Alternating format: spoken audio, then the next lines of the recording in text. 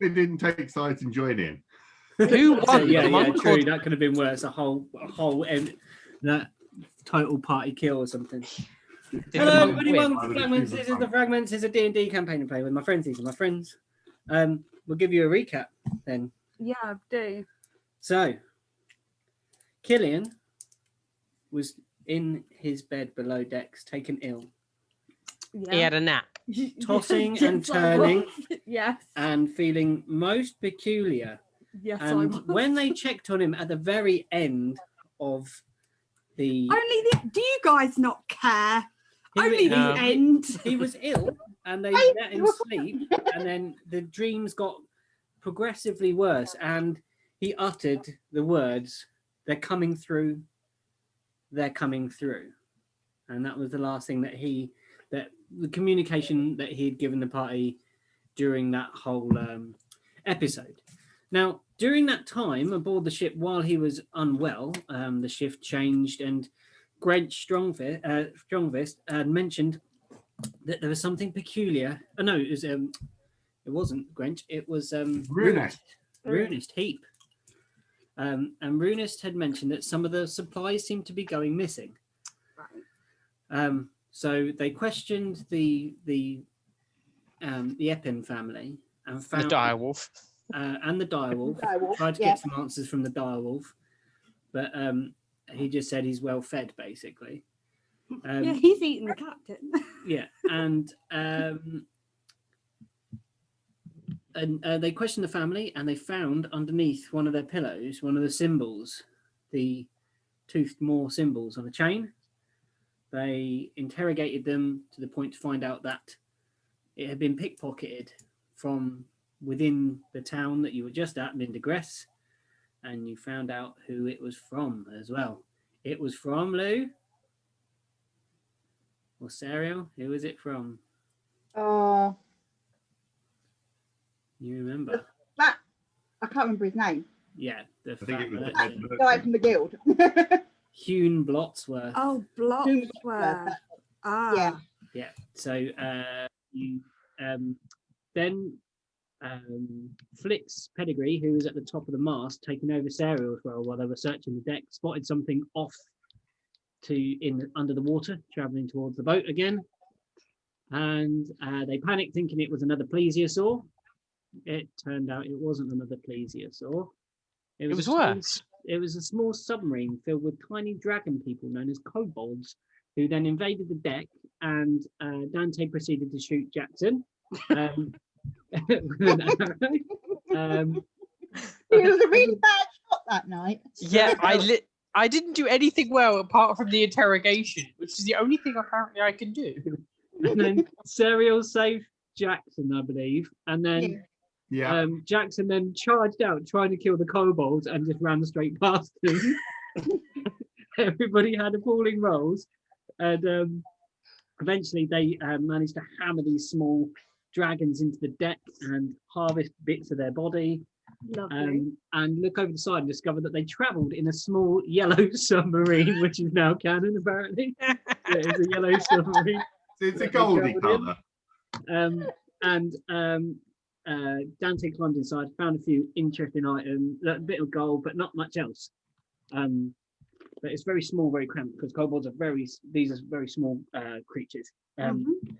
And so now you've played the submarine to the side of the boat. Right. Everyone gathered on deck because they still knew they'd figured out by this time that the stuff going missing was due to a stowaway. Right. They believed they had a stowaway aboard. So everyone gathered on the top deck and took shifts watching, and that's where you kind of come into this campaign. You are not with them. You are still below decks in your sweat and running with tossing and turning in your sleep. Great. And you roll over and all is quiet around you. You hear none of the other bodies that you know normally sleep next to you or in the bunks around you on this now converted sort of middle deck of the boat that Grant Strongfist has been building for you. Normally you can hear at least the Eppin family at the front of the boat talking to each other in the hushed tones as they tend to keep to themselves mostly, quite happy to do the rest of work and take shifts, but always sort of secretive. Maybe it's something you don't know what they might be keeping secret yet, but you have just accepted that's their way. Okay. And you awake in your bed and it's all quiet. Okay. Running with sweat. Okay. What do you do? Go have a wash. Okay. Try and wake myself up a bit. So Try you walk down towards make the myself back. feel a bit better. You walk down towards the back of the boat, and in that section, there's been fashioned a small. There's a small metal bowl and toilet facilities at the end, and jugs with water, with fresh water in, that has been brought up from the lower deck. And you wash yourself and you feel refreshed. However, the dream that you had slightly lingers with you, and there is a memory of a tear, a purplish tear, and arms and claws coming through. Okay. A tear in mid-air, in space, in empty, vacant space, not in a wall, not in anything material, like it was actually torn in the fabric of reality. Okay. But that's all you remember from the dream. Okay. Sorry, I'm really giggly this evening. Okay. In character, Killian. Come on. And I'm trying. You know how hard it is. Okay, so oh, I'm so giggly. It's ridiculous. You set Scott off now. I've set Scott off. It's great. So I try and find it. Wait, am I dressed? I get dressed. You were just wearing like your underclothes. You didn't have any of your armor on or anything like that. Okay, I make sure I'm suitably covered, Yeah, you don your armor. and then go and find everybody. Okay, where do you go? Which way do you go? Up. You go up. Yes. I'm going to check on your dogs. Why would I need to check on the dogs? Because What's happened to the dogs? They're your dogs. Wouldn't that be the first thing you think of as you wake up? I don't know. It's Killian. No, because I'd wonder why the hell it was quiet. Okay. Sure. So you walk to the end, towards the prow. You see the empty front section of the boat where the Eppin family have taken up, which used to be the female the female cage aboard the boat. If you remember from the first adventure, that's kind of become their little sanctum, their place of privacy and place to commune and be a family, really, while aboard the ship. So you take the stairs and walk up. It's dark now. It's it's sort of late afternoon. Sorry, actually, as the guys got and it's late afternoon and the sun is still pretty high in the sky, so there's light aboard the ship. And you come up and you see everyone gathered closely round, with some people laying down, some people. Serial, are you on watch? Yeah, I'm up the. So you see Okay. Serial I'm up up close. I thought Flix Up was- there. I'm up the pole. And I'm guessing probably Harsel's turn, because he loves a turn on the old wheel. There's Harsel on the wheel, and everyone else is gathered round, either sleeping or resting, or sort of all gathering and speaking in hushed tones around the top end near the steering.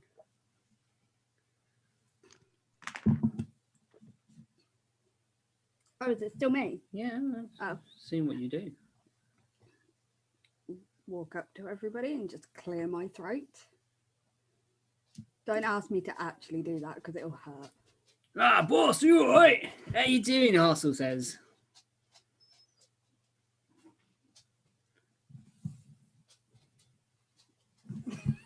Oh, this. Well, does someone want to explain? We thought we'd have a sleepover. Right. Harsel laughs nervously. There's a stowaway on board, and we're trying to figure out where they are. But It with all- everyone moving about, same it was point. too hard. By all sitting in the same place rather than like searching the boat. Well, that way we know if they're up here or down there. Everyone Which they're gathered probably on the, down. where we left the story was everyone had gathered together on that deck to kind of We just wanted to make take a a long plan rest of how to find this stowaway, if there is indeed a stowaway aboard the deck, aboard the boat. and have a bit of a rest because we'd just been beat the hell up. Yeah. So did have you? we had, you have didn't. we had long enough time to do a short rest? It was short rest, I think. Yeah. So you can roll any hit dices. Lou, do you need to heal? Think Sariel, so. sorry. This is why I wear these trousers. Look. Yeah, I'm on 9, so I need to go up by 2. Cool. So do you remember how to roll your hit dice on that? No. Okay. So you go to your character, click on your actual Person. do you click on the person or do you click on the HP, guys? What are you trying to do? Roll hit dice. If you click on short rest, it Oh. just asks me, and then it's whatever you normally roll for your hit. Oh, as in the short rest hit dice or increasing your hit points as you level. No, to do your hit dice, where is it? Oh yeah, click on your character, 10. then Mhm. short rest,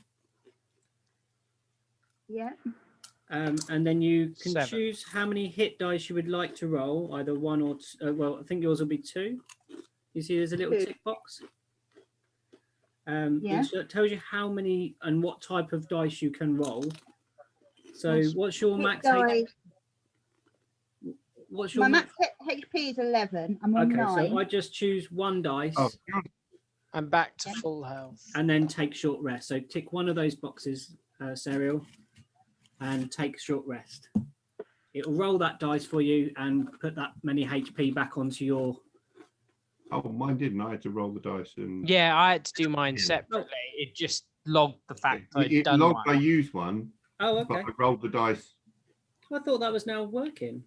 Well, then, I don't know. Well, it didn't Mine's add not any even up, logging I it rolled- properly, to be honest. So I'm just going to make a note that I've rolled 1 hit dice yeah, okay. No because problem, it just guys.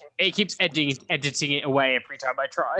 Well, My hit Charlie's thing back up to still- 15, so I'm back to full. I only lost 6 HP. it's because you were shooting everyone else. That's true. That is very true. So I did that and nothing happened with my HP. So So you now, Okay. so your hit dice is a D8, isn't it? Yeah. Yeah. So just roll a d8. Roll a D8 and add your con modifier to it, if you have one, Right. and then you just type that number in and hit heal, and it adds it on. Oh, I just added it on manually because I Yeah. obviously my rolled. modifier is under saving throws. No, it's No. be the one in the top row that says strength deck con. It's just a number. It's the plus. Or minus, as the case may You be. might have a 0. -1. Yeah. Oh. Did you put your con as that's why you've got 11 hit points, isn't it? It's got a dump stat. And you picked Constitution. Oh, So you roll your D8 and then take 1 away from it and heal that many hit points, but you only need I found my D8. No, that's So- a D10. Dice picture in the corner. There it is. You got it. So I've got 1 and -1. That makes me 0. So no, I Oh. think you get a minimum of 1. You get so a minimum of 1 heal. one So hit point. yeah, pop it back on your hit points, Lou. That's Serial. Got stop So saying I'm Lou. up to 10 now. Yeah. Cool. Yeah. Okay, so you're aboard the ship and you've gathered together at the top end. Killian So- has seemingly woken from his sleep, like cleaned and refreshed slightly, but still with a wild look in his eyes.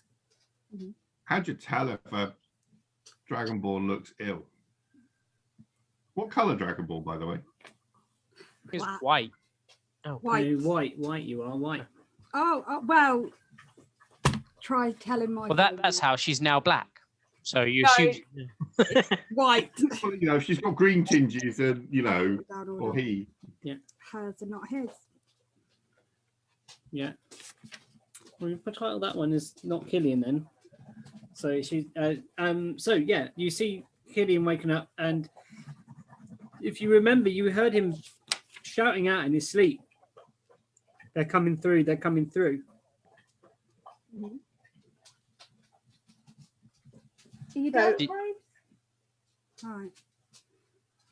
I'm going to come down the from the bird's nest at this point and Mhm. ask the little firefly to go back up and keep an eye for me because I want to join this conversation. Sure thing. She flies up and takes watch. Thank you. Good afternoon, Killian. How are you feeling? Mm. That's okay. What's going on? Right. Well, we think there may be a stowaway on this boat, Yeah. but I just sort of yell in the background, we know. but we haven't found them yet. So we're just all getting together on the top deck here to work out a plan for looking for them, really. What were you dreaming about, by the way? We heard you shouting out in your sleep. Do you remember? No. You're a dragon of many Nothing. words today, aren't you, Killian? Yes. I just whisper, someone's a grumpy dragon. Someone doesn't do mornings. Or late afternoon. This is late afternoon. I've just woken up. It's morning. So are we gonna leave everyone else up here and go and search floor by floor? I think we should split up. I think two of us need to go down to the base level where the dogs are, and two of us need to go in the middle layer, and then we can all meet back up at the top layer to search the top layer together and talk to the rest of the crew. Well, we know no one's up here. We've been up here for like 2 hours. But they could be hiding. True. How many entrances? There's only one entrance back down below, isn't there?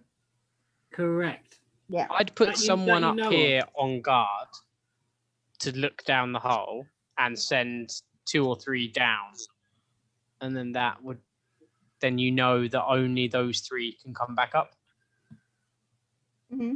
We've that got make two sense? levels going down though. We've got a middle level and a bottom level. Yeah, but if we search a floor and then go down the only entrance to that floor, then nothing can sneak past us. Yeah. Mm. So if we work our way from where we are now down, we search all the way through the front, the middle level of the boat, and then go down to the basement, then like that's assuming they're not magical and teleport or are invisible or whatever. Well, that's what I mean. I don't mind standing on the stairs so that no one can come back up without seeing them. Because if we somehow miss them, or they can teleport or turn invisible or something, they can't walk past me without knocking me off the stairs.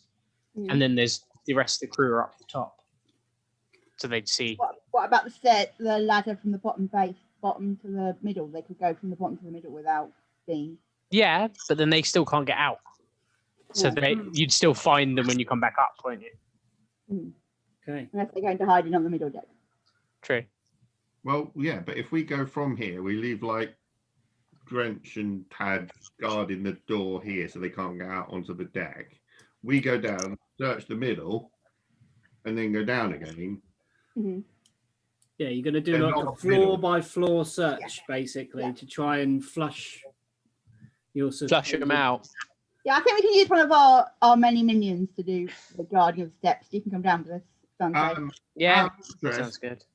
Killian, are your wolf trained in like tracking and stuff? Please don't get the wolf out of the cage. It really doesn't seem to like me. No, I think we get the wolves out the cage. They're quite. Am I wolves trained in tracking? Yeah. Yes. So why don't they sort of, why don't we just sort of let them out and then they can just sort of hunt around the boat and sort of, we just listen for the and crunching noises. Killian, you know that the wolves have formed some sort of bond with you, but you have no direct command over them as such. They pad loyally beside you and seem to protect you, but to control them and ask them to do something, they don't seem to bear instruction. The smaller wolf seems subservient to the dire wolf, but you don't seem to be able to go fetch, etc. I was going to say, we can let them out, but they may not do as they're told. Okay. I think it'd be a bit risky, and we might end up with a massacred boat if we let the dire out. Yeah, Yeah, or a dead dire wolf, depending on how that goes. yeah. All right. Well, shall we start our floor by floor search then? Yeah. And see what we let's can go down to the find. middle deck then. Okay, so Killian, you're awake. So good to see you. You were most strange in your sleep. Like your temperature was, well, it was actually warm. It was most peculiar, and I didn't even know your kind could release moisture from your pores. Have you got pores? Anyway, What? Why were you touching me? general concern. He's been naked again too. Oh, for goodness sake. I was semi-clothed while touching you, Killian. I'm just gonna. Dante's just slowly gonna slide down the mask, giggling to himself. We couldn't wake you from your slumber. You know what you shouted out? I whispered quietly to him without anyone else hearing. Do you know what you shouted in your sleep? No. You bellowed, they're coming through. They're coming through. Does that mean anything to you? No. And she could have been having an erotic dream. We never know. Very, very well. What's going on, chaps? I'm sorry, I must have dozed off. The sun was so warming, and well, after that little tussle with those little lizard things, I have fashioned a rather attractive necklace from their teeth, though. Look. Very pretty. Do you want it, Serial? Yes, please. Well, you get a necklace of kobold teeth. I got a new sword, and I'm just waving my rapier about. Nice. I got a pretty necklace. Look. Okay. I get very sad and go, she wins. And put my rapier away. Right, I would suggest, guys, that we focus on the task in hand and head down to the next level. Well, yeah. So can like Grench and Runis like guard the entrance so nothing can come up apart from us? I can watch the stairs. Runis, you'll keep me company, won't you? And Are you Runis armed? says, Of course, yes, I will keep you company. Are you armed?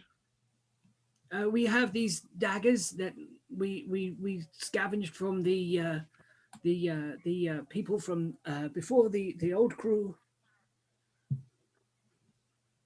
I just go, so do I, and start juggling kobold swords. I'll give him the scimitar and the shield from the stores then. They're down below deck. Are they? Oh, okay. We'll bring them back up on the way back. Bring them back up to them. You go Well, down. I can hand them my scimitar that I'm currently holding. I just go, but I want that back. Okay, so who are you giving that to? The scimitar to? I'll give it to probably not Runis because he seems a bit large to be holding a scimitar. It looked rather awkward. Can you imagine a dwarf with a scimitar there? It's going to look pretty ridiculous. That is true. Scimitar and shield, that'd work. Yeah, she can have the scimitar. I'll give it to her. So is someone going down to get the other bits? No, fuck it. I'll just give Is Runis it- my maul. The big Okay, two-handed so hammer. Rudis has got this I want that mighty back. maul and looks next to Grench, who's got a scimitar. It's just stood there again. So yeah, there's now like an armed Luxodon and an armed dwarf at the top of the stairs on the top deck.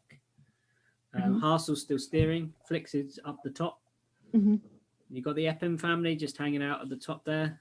They're taking their rest at this point. They're snoozing, resting on shift. And you've got Taj still. He's on the wheel, isn't he? No, Harsel's on the wheel. Oh, Harsel's on the wheel. Okay.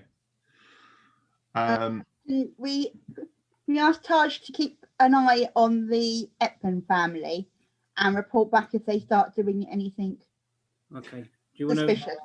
Do you want to? They're all up on the top deck together in the same vicinity at the moment. Do you want to tell me how that goes? Hassel, would you mind just keeping an eye on the Epton family? They're over there on the top deck. They're We can hear you, you know. We meant you to. Bella's out. One of the FN. I We can thought they hear were you. short- You just said they were having a short rest. I thought They're they having were a rest. asleep. They're sitting in the same vicinity, but they're not necessarily sleeping. They're resting. Oh, I Lunchtime. thought they were asleep. That's why I wasn't too worried about saying things quietly. So, well, they've heard me now. Yeah, just yell at them. Shut it, pickpockets.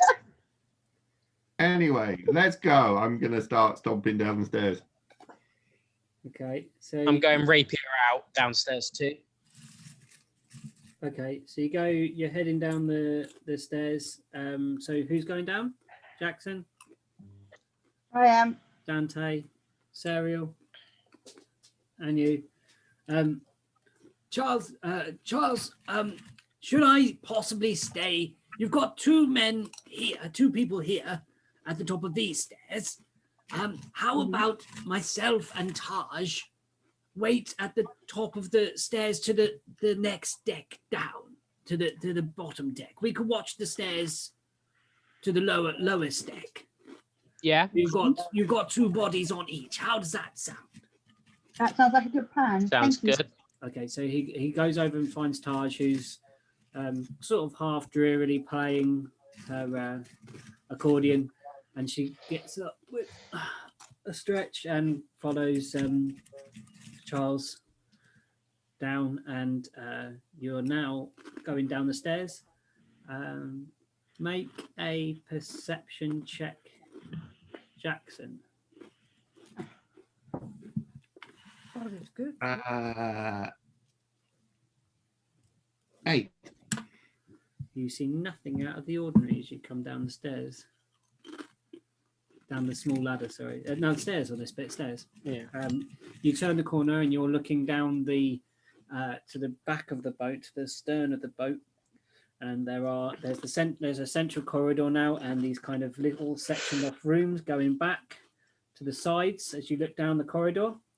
And at the far end, you see the washing facilities and little sink and stuff that have been set up near that end. Okay, well, I was actually going to go because you got the little front bit first, haven't we? Yeah, you have to kind of come round the stairs to get to that. Yeah, so I'll go around the stairs into that bit first. Okay. Yeah. So I want to try and be methodical on this. So yes, I'm going to go into there and then work my way down. Okay. I'm going to head to the other end, so the other end's got the wash facilities in, hasn't it? Yeah. So I'm going to start at the wash facilities. I'm going to come down and slowly go room to room towards the water facilities. Okay. As people get down to level with me, Yeah. I'm going to sort of wave at them, and then Yeah, I'll be stealthy about it. yeah, I basically want to try and mimic stealthiness to the far end in a we might catch them out sort of thing. Okay. I So love that. you three, That's right. are you all going stealth? Are you going stealth, Jackson, as well? We'll go stealthy. I'm going. No, well, I'm at the front of the boat, Yeah, okay. so I kind of figured where are that. you going? Where are you going, Killian? Yeah. The dragon. Excuse me.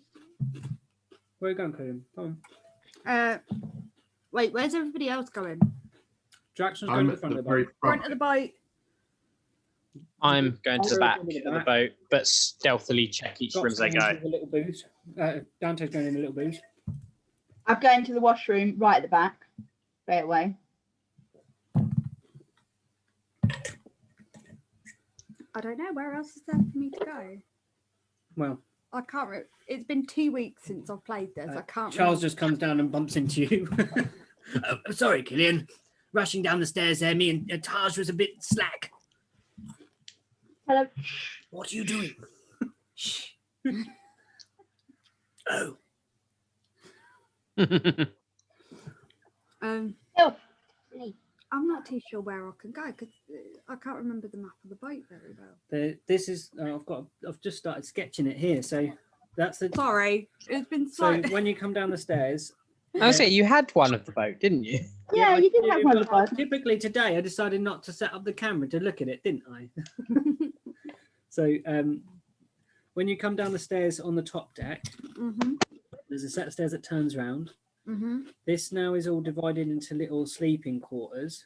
There's a wash facility at the end here, and there's a process of cooking facilities being built here. Right. And then Jackson's going round into the front. Yeah. Sarah's going down the back to the wash facilities, and Dante's going in to check these booths as you go down.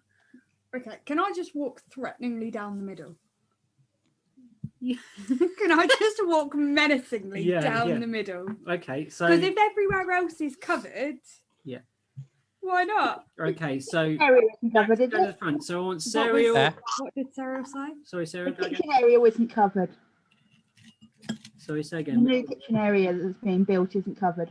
That's kind of just where Jackson is walking past. So Okay. I'll shall I draw it? Do you want a quick sketch? Yeah. Oh, Jackson's found it. There you go. See, Pete, Jack's got one. organised. This is what I like. So there are some additions to that now. Right. So let me just quickly sketch those in. Yeah, I was going to say, I thought you put it in the group. Yeah, that was where I found them. Yeah. So this is where Oh, it looks like you've come down these stairs here.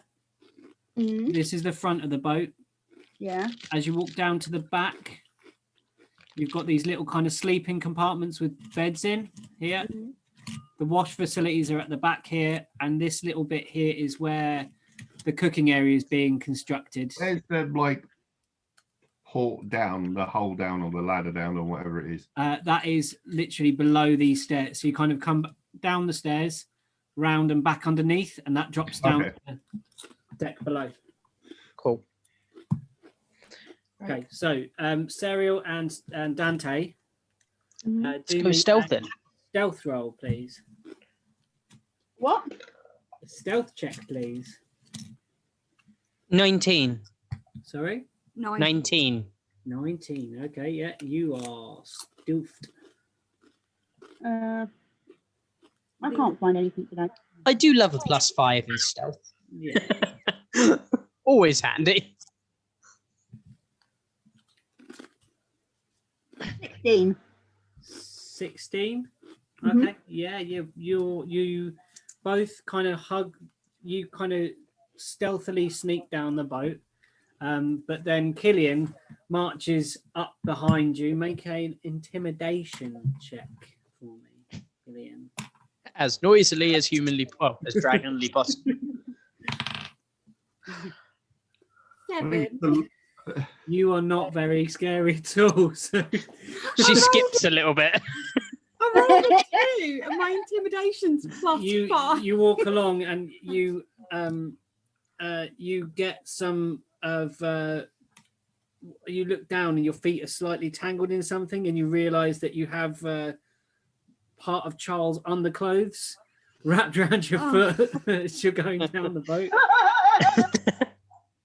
That's minging. But not intimidating. Charles goes, "They're clean, Gillian." I just look at Charles and go, shh. You really want to set them on fire? Yes. On a but no. wooden boat. Wooden boat. I want to. Doesn't mean I'm going. to. Sario nearly made that mistake last time. Ah. So, Yeah, I sent a flight. I tried to set fire to a lizard, and I set fire to a deck instead. You did kill 3 lizards, then jumped into your fire, So Yeah. Yeah. swings and roundabouts. It was worth it. I got 3 of them. And then I put the fire out. It was fine. I just moved the water and put it on top of the fire. We're stealthily having this discussion through hand signals. Yeah. Perfectly communicated through beautiful hand signals. So you're walking, you're about halfway down. Dante, which of the 6 berths are you heading to? I will check Right. I'll check the left-hand one first. Yeah. Because that's obviously closest to where you come down the stairs. But normally you'd go right towards the kitchen bit and that bit first. So yeah, I'll go left. Okay. So you walk in. There is a small bed, quite tidily made. Yeah, I look under the bed and on the raft bit. Okay. You look up, and there is just wooden decking. That's all you see above you. Cool. Under the bed. You look under the bed. Yeah. And you see nothing. Is there anything else in there other than a bed? There's a small table and a stand and a book on the table. Look under the table. Yeah, look under the table. It's only like a It's like a little table. Yeah, like a Little, bedside like, table, yeah. a stool almost with Is there a door? a door to this thing. No, Yeah. they're all open on the ends. They're just sort of partitions to give Ah, some semblance of privacy in the deck. Open plan offices. Yeah, basically like Yeah. cubicles. So a very neatly done bed. Nothing else really in there. Look at the book. Do the walls touch the ceiling? Yeah, the walls go right up. Okay. Yeah, I'll check to see the title of the book, but I'm not going to go frisking through people's stuff. It's kind of rude. What's rude is people stealing. You pick our up stuff. the book, and it is a leather-bound manual with a metal clasp on it, and it appears to be a lock. Is it locked? Yes, when you try it. I take it back. I'm curious now. People locking books. I've got no way of picking that lock, though, so I'm just going to leave it. Look under the pillow for a key. Yeah, check the pillow. I check in the bed for a key. Perception? No, investigation, sorry. 11. You don't find anything in the bed other than a set of small pajamas. Have I the will pajamas leave it. got pockets? Yes, I'll put it down and I'll check the one on the right now. Okay. So, Serial, you're heading down. You're nearly at the wash basin. And Jackson, you've turned back round and you're at this metal fencing that with a lock that was forced open by Serial in the very first time that they woke up aboard this boat, currently unnamed still, might I add. Very unlucky. What we were calling it the plesiosaur killer. Well, it's not written on the side of the boat yet. Didn't we do something to the boat? Didn't we? We changed the name of the boat. We did. Tried to change it, but you actually just got a dragon to scratch off the name off the side of the boat, so it wouldn't be recognised. Oh. That was your Recharth, your gold dragon friend. Yeah. And so you've turned back around. You're greeted as you turn back around the stairs with the hatch literally underneath the stairs that drops down to the lower deck to your right on the floor, which is closed across. It opens up and there's a little ladder that drops down. You know this because you've been down there. Then there is metal bars and a metal gate. The gate is, like I said, forced unlocked by Serial. The lock doesn't work anymore on this gate, as you've experienced. And then there are the 4 beds on either side of this section.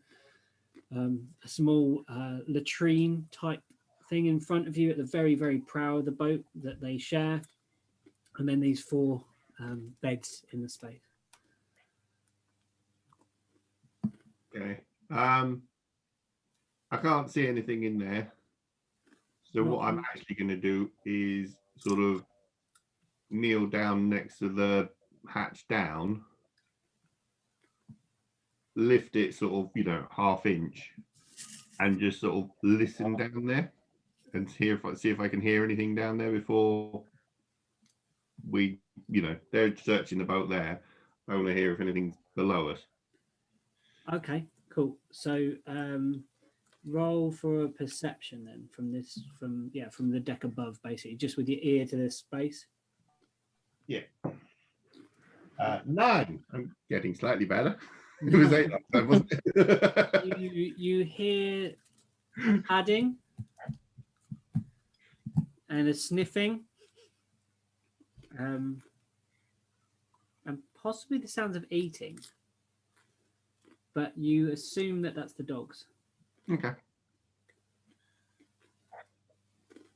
think you need to look a bit closer at where you are.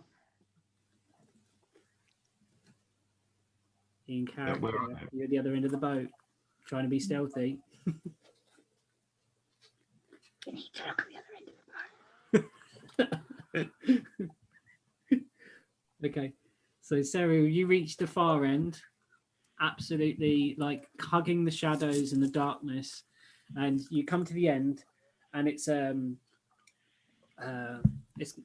this shape as you reach the back end of the boat.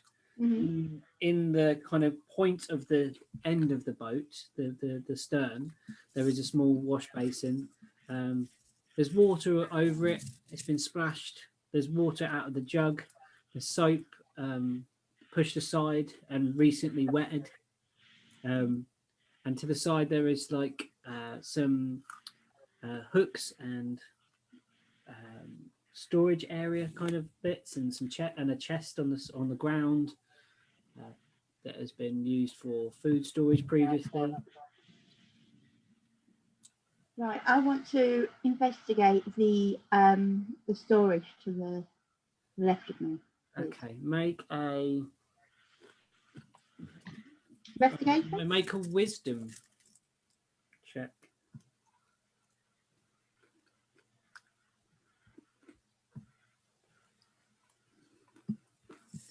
Yeah, just straight up wisdom, I think. Stop your begging, Tobias.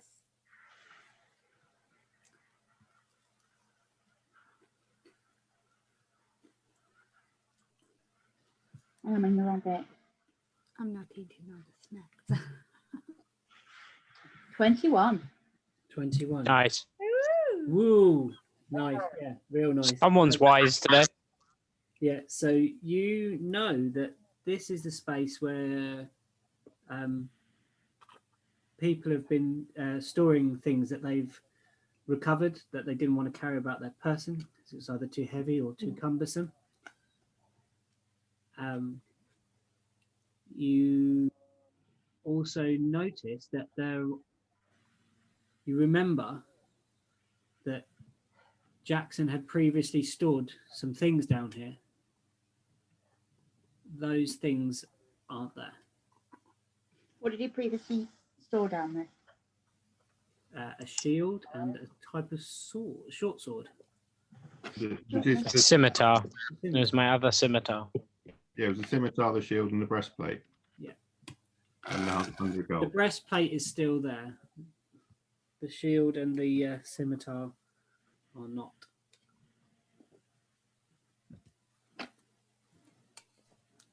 Okay. Right, so there's weapons mission, so the person who's on the boat is armed. Brilliant. You walking up through the middle of the thing, you walk up behind Serial and you see her concerned look at this kind of storage area and stuff. What's gone?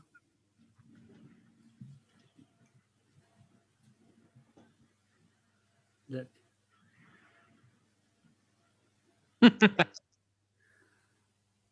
So a sword and a shield have gone.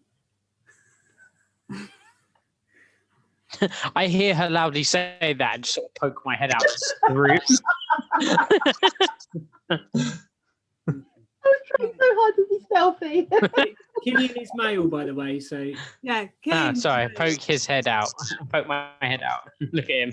It's like, so you're now peering out of that one.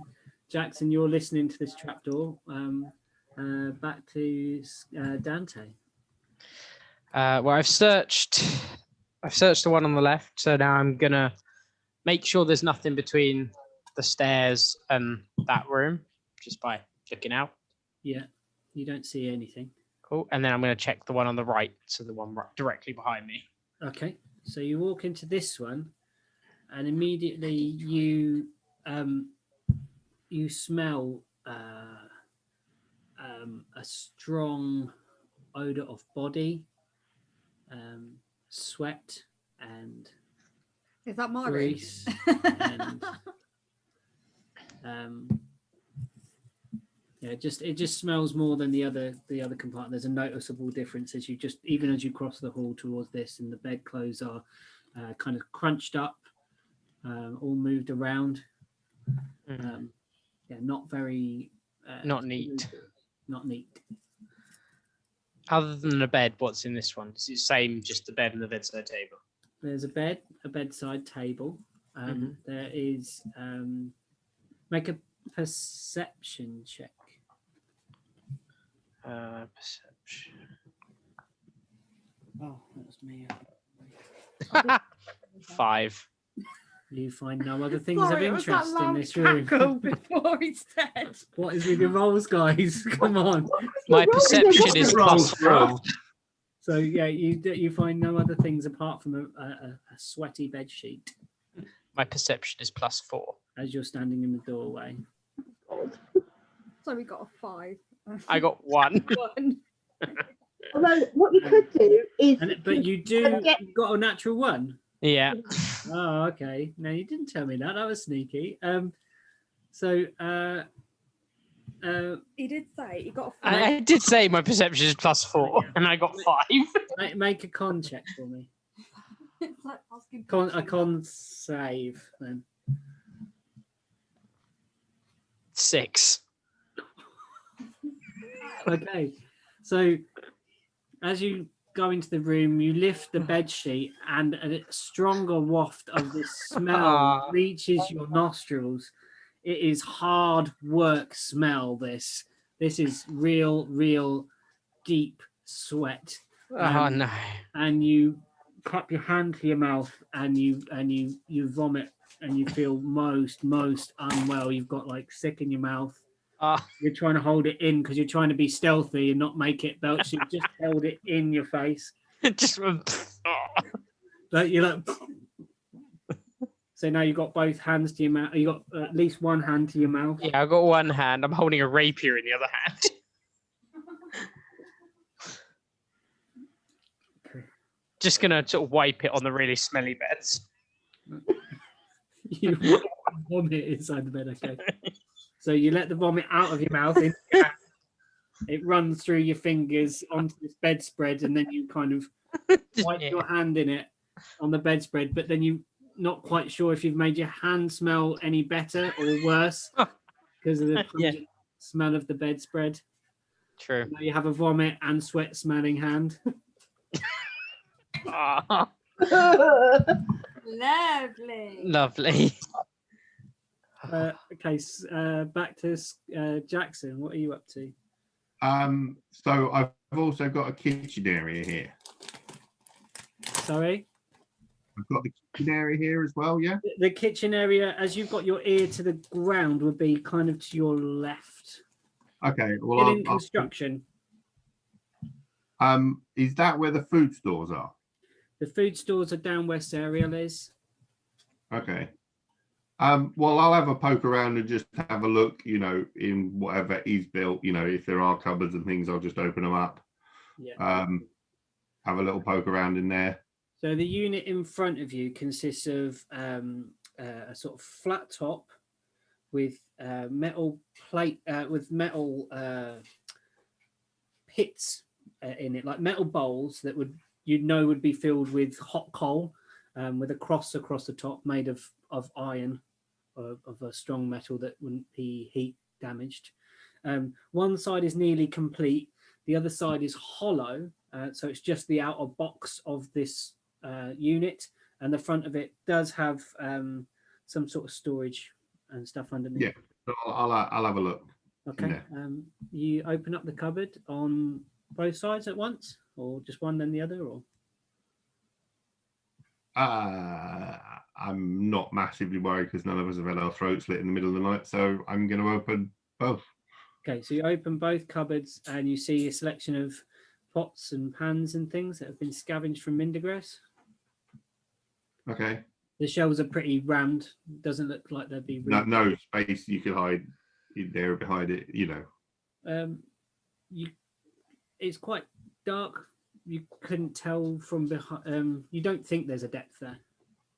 Yeah, I've got dark vision, if that helps. Okay, so you peer. You can see to the back of the cupboard. They're stacked quite high. These pans. It doesn't look like there's room enough to see any deeper within this cupboard.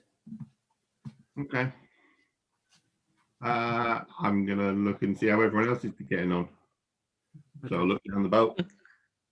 Just with my very bad hat. You turn around and Dante walks out of the right-hand booth as you look down the corridor, and he's just staring at his hand, dismayed, and like trying to, like, if he could get any further away from his own hand, he would be like on the other decks of the boat.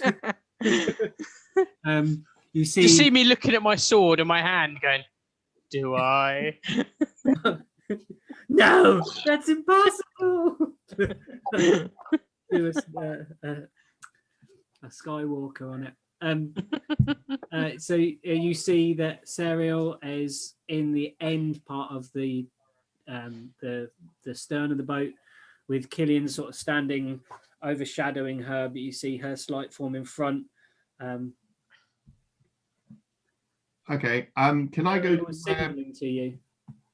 Oh, I'm going to walk up. I was going to walk up to my little bit of the boat. Ignore me signaling to him then. Okay. Okay. Okay. Well, I'm heading in that direction. Okay. You're heading to your bit where you were sleeping? Where I was sleeping, and like I'm assuming my stuff is. Yeah, you were the second one on the right as you go down. So I want to like get off of my sort of the outside of my pack. I've got I'm still wearing mine. I didn't put I'm not wandering around with all this shit. I've got a hunting trap. Like a bear trappy thing. Yeah. Big teeth thingy. So I'm gonna pick that up and sort of carry that down, and then I'll head down to Serial. You're gonna bring a trap towards my end. Yeah. I'm just carrying it at the moment, but yeah. Okay. So you, Serial, you hear a kind of clunking sound, and not very stealth as the rest of you have taken the time and energy to be quiet and sneak down. And Dante, you hear Jackson kind of his orcish, half-orc form stomp down the boat almost as loudly as Killian. I'm not entirely sure I can stand up straight in here. Yeah. You know, it's your form. You're you're half orc, so you're not that hunched. So you walk down and you see him disappear into the cubicle next to where you are and emerge with a huge bear trap and start marching towards Ariel and Killian. I'm just looking at the room, looking at him, looking at the room, going, "What?" Can you imagine if he found that under his bed? I'm just like, even look, he just put his hand in. I'm just thinking to myself, I'm so glad I didn't go in there. But what if it was the hand that you'd already puked on? I think I'd be okay with that. Yeah, see? Okay. So you I'm currently stood doing that. No. So you start walking towards Serial and Killian. Yeah. Killian, you hear him and turn around and you see that there's an orc approaching you with a bear trap. You're half orc, sorry. You have no reaction, just stood. I like his thinking. Have you found anything? A shield and a sword gone. I remember I symboled to you. Yeah. The stuff we put in there like last night or this afternoon. It's gone already. The breastplate is still there, guys, by the way. So Is that a medium armor breastplate? No, it's a small. it was small. It was for kobold. It was the kobold one. Yeah. Oh yeah, it didn't fit, did it? Well, we've got a gnome bit will probably fit. You thought it might fit Taj. Mm-hmm.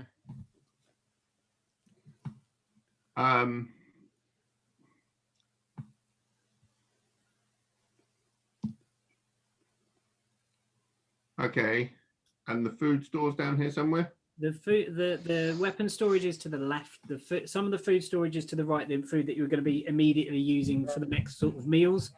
The majority of it, the bulk that was given to you by Father Samson at Mindigress, is on the lower floor. Stop laughing, Serial, at Samson. Is on the lower deck.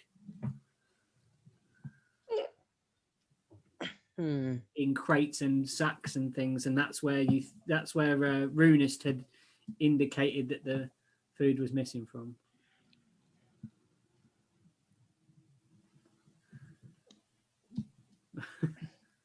Okay.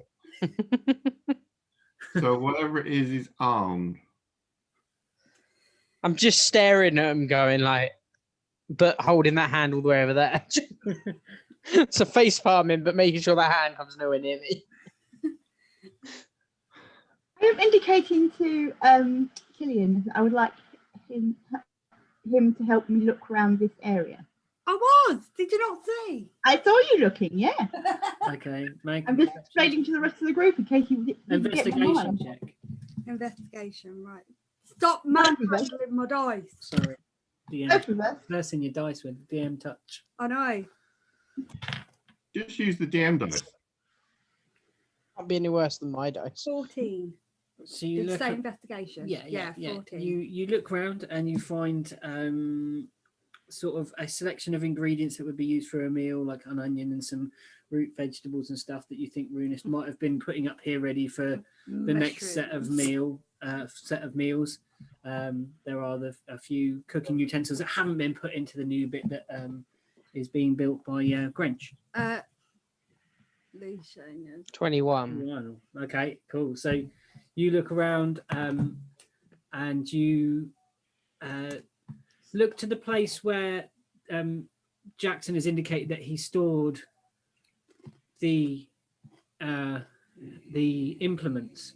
There was a space on the wall where he'd hooked the scimitar and a similar kind of hook with a that would hook around the band at the back of the shield that would that you would wear as the brace. Little kobold shield would hold as a brace on their arm, circular little thing. And there is a smear of black on that handle. I sniff it. Okay, there is a strong. It's my job to sniff things and taste things, remember? You sniff it, and there is a strong smell of iron to it. Iron. Sort of burning, like a maybe a kind of combination between burnt meat, blood, and sulfur. Nice. Is it Sam and Dean Winchester? That would be awesome. What, they just suddenly appeared? Somebody else that knows. Sorry. Very happy about that. Killian, you can give it a lick if you like. I'll smell it. She probably would if it was Dean. No, Kaz kind of go. Fair. Shall I lick it? You're the other side. You're looking in the fruit and veg. Oh, that sucks. But you can walk over and say what's up if you want to. It's up to you. You're your character. I thought I was already over there. You're in the end of the deck. There's the washing stuff. Sarah's that side looking at the implements. You were this side looking at this other stuff, but just searching the general area. So you might even see her sniffing this bit of thing. Yeah, I'll just go over. I'm like, and you get a similar taste, like a very sharp taste and irony taste in your mouth, but the smell in your nose is in your dragonborn nostrils is like heat and sulfur. Definitely a hunter. There's no salt. They haven't checked for the salt yet.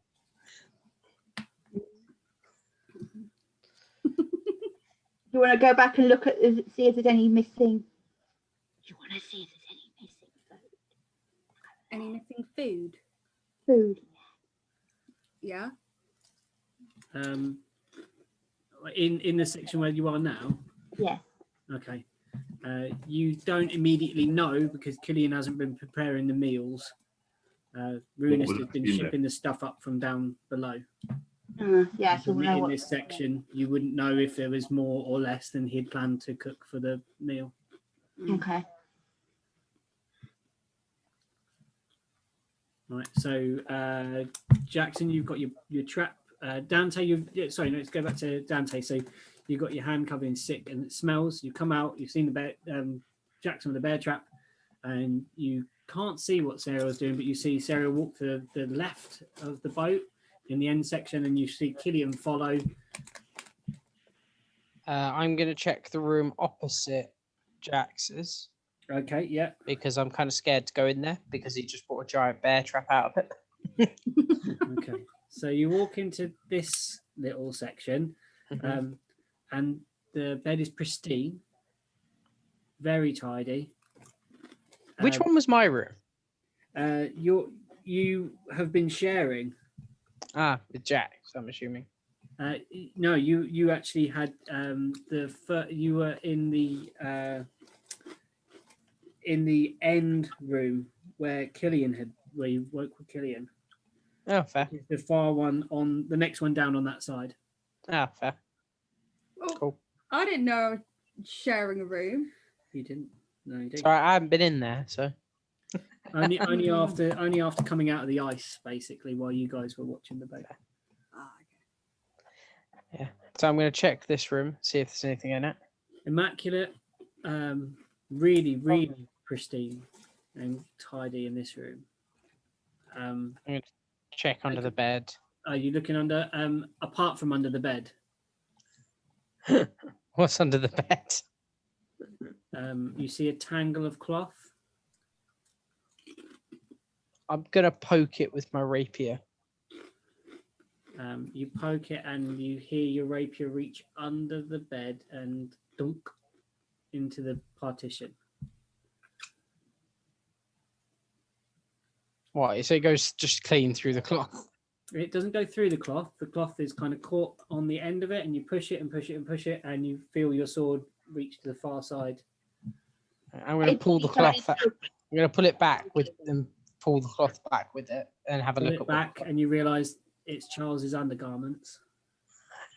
I'm just going to flick it away. Make a dexterity These check. are the used ones, right? Dexterity.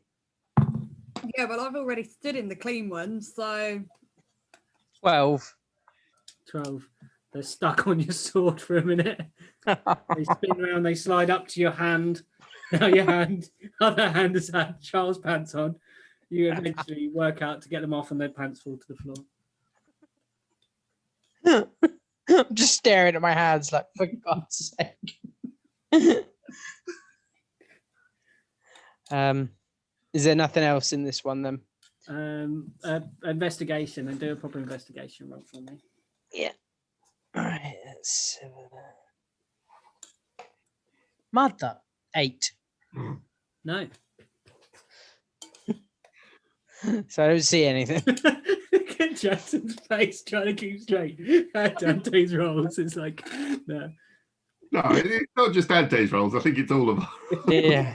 I think Serial's the only one that's rolling. Serial's rolling like a boss. Like, I did really well with my stealth, so I'm still sneaky. I just can't bloody find anything.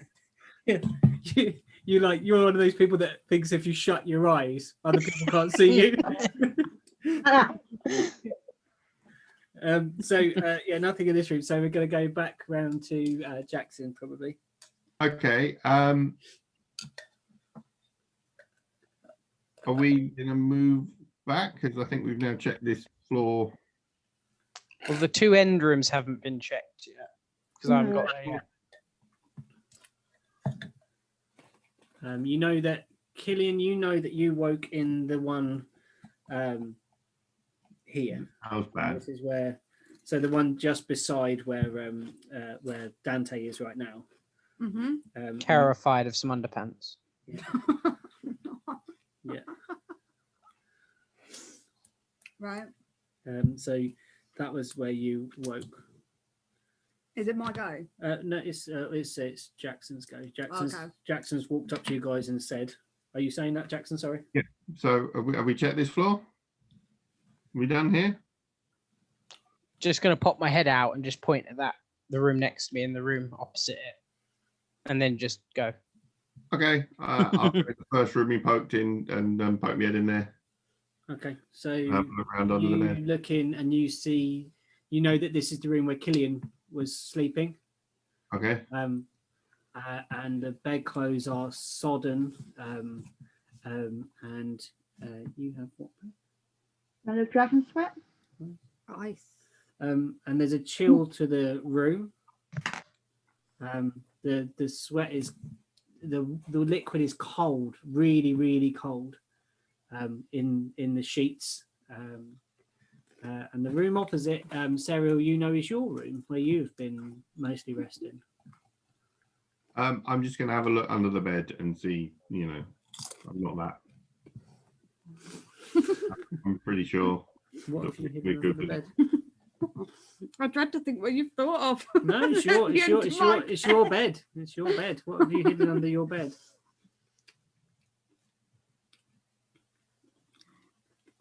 Weapons.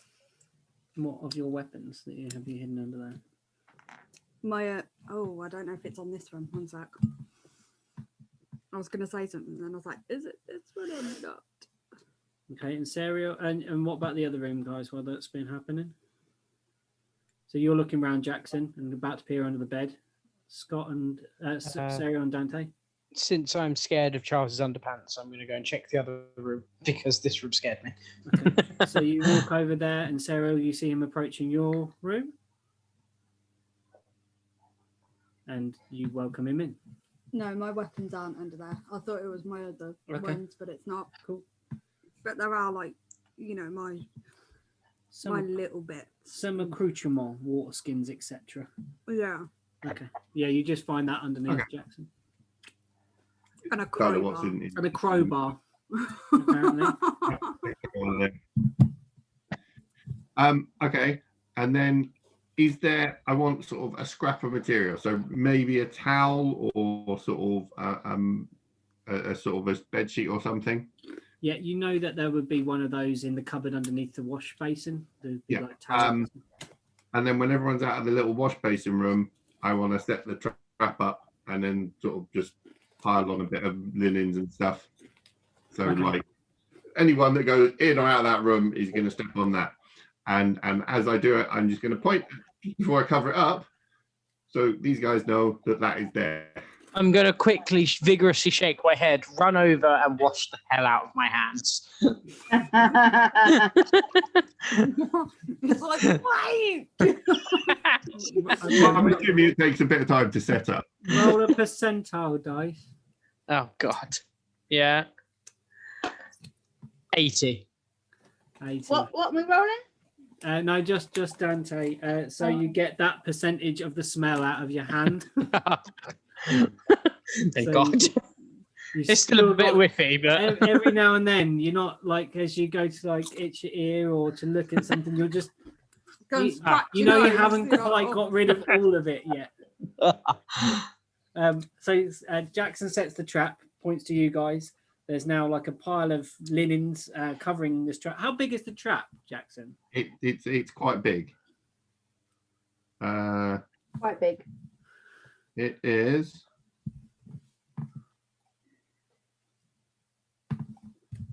I mean, it weighs 25 pounds.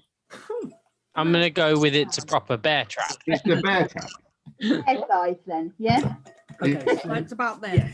Yeah. So okay. scorch steel rings at snapshot when a creature steps on a pressure plate in the center. So I'm assuming it's a sort of Yeah. Yeah. Okay. Cool. Yeah, I got it. Yeah. and you chain it to something. Well, I'm not going to bother. It's just going to be there because it's going to bite whatever the fuck goes. You're going to hear that scream from quite somewhere away. Yeah. Yeah. And it does damage and stuff. It's a DC 13 deck save Yeah. to not get your foot snapped on.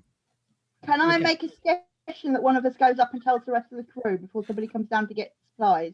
I was going to let Charles know when we get there because he's by the door and he's Ah, okay. Okay. So you're proceeding back all together towards the. I would like to have a look in the room Yeah. where it was a mess. I'm checking Serial's room. With the mess, Yeah. the second room. the smelly vommy room now. Yeah. Yeah, there's a smelly vommy room. There's a very, very neat room. Please tell me someone has prestidigitation. Okay, so you're going back to the smelly room, Serial.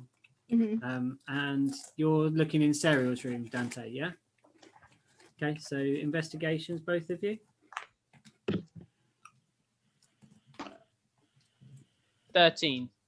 13. So you see that this room has a slight a fragrant compared to the other room. This room has a smell of almost like incense, and the sheets Start on the rubbing bed everything. are slightly different.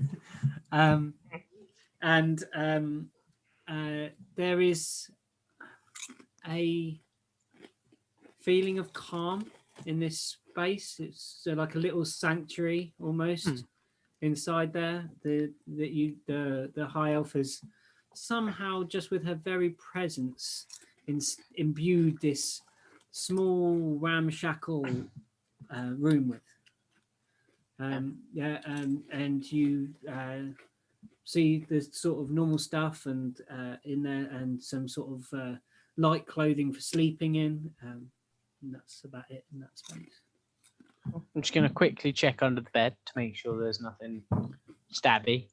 Under the bed, what's under your bed, Serial? Is there anything under your bed? Incense sticks and a few crystals. Okay, incense stick and some crystals. Bloody hippie. I just sort of look at them and go, hi, elves. Hi, elves. Yeah. She friends with Trevor. And you find a small device that looks like it would grind some sort of thing under there also. Bit of paper that looks like it could be rolled up very fast. So you're gone back to Smelly Room. What are you doing in Smelly Room? Can I roll an investigation, please? Yeah, what did you roll? You did. I said. Oh, ask you. I did roll it. Yeah, it was a 16. 16. So you don't touch the sheets because you can No. immediately tell that they reek and they smell very badly. You notice that on the top of the bedside table there is an engraving, like carved into the wood. Something carved into the wood Okay. that doesn't Can I look like. do a, what's the one where you, history? You're doing history. What languages do you speak? Quite a lot. Or no? Sorry, rather. I will tell you which ones I know. Hang on a Thank second, you. I will find out.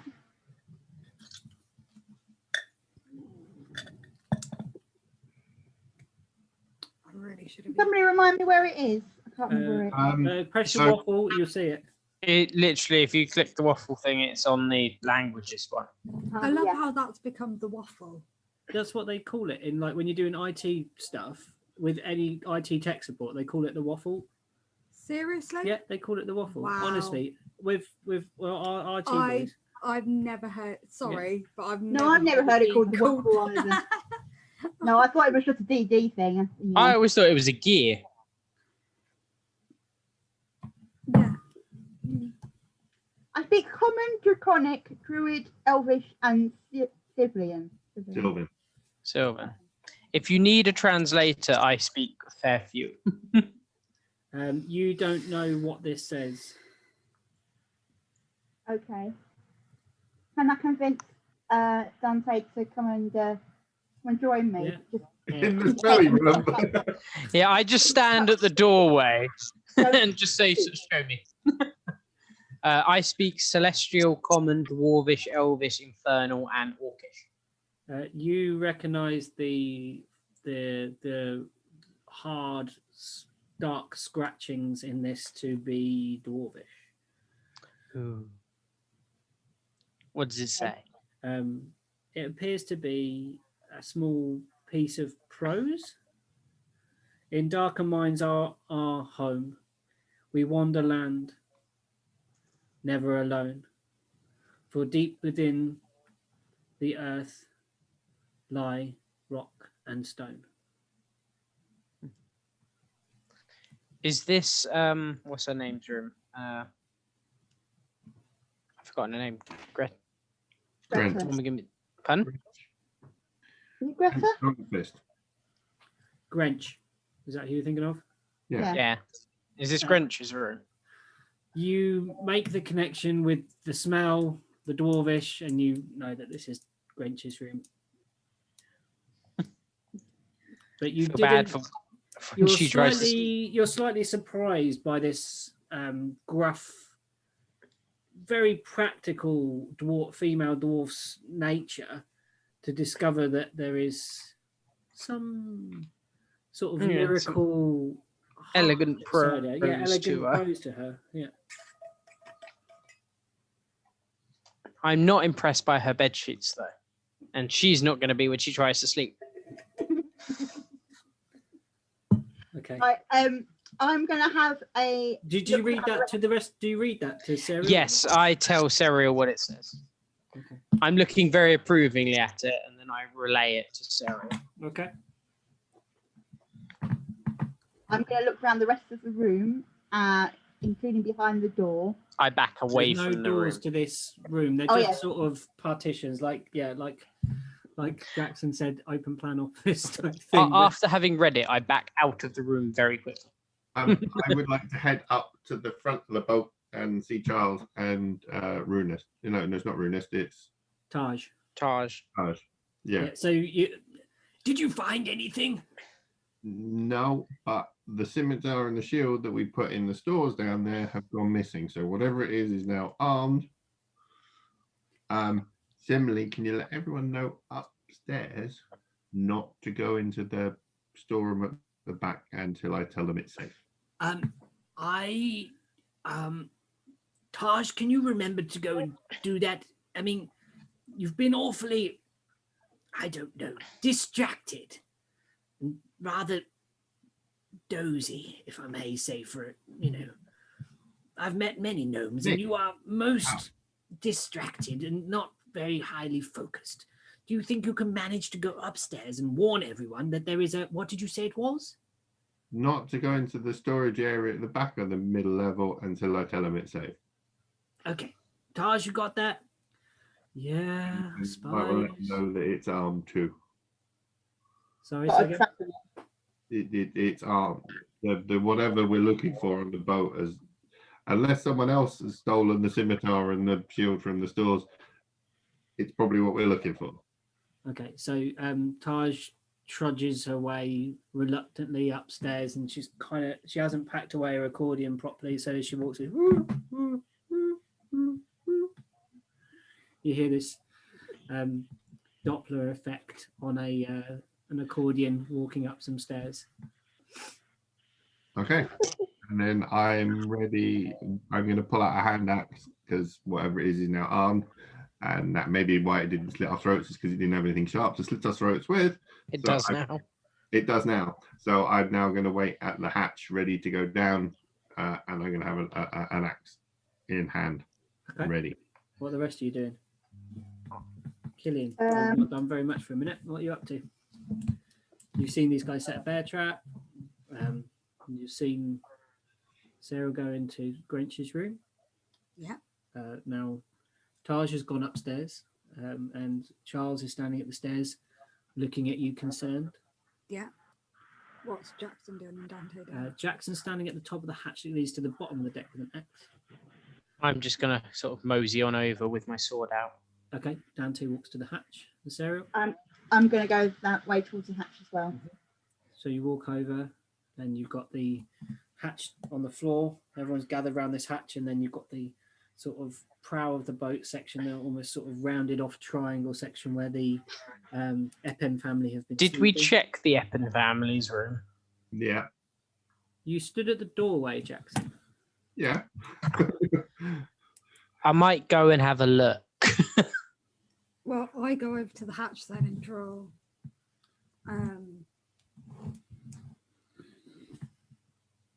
What I'm not too sure. 1 second.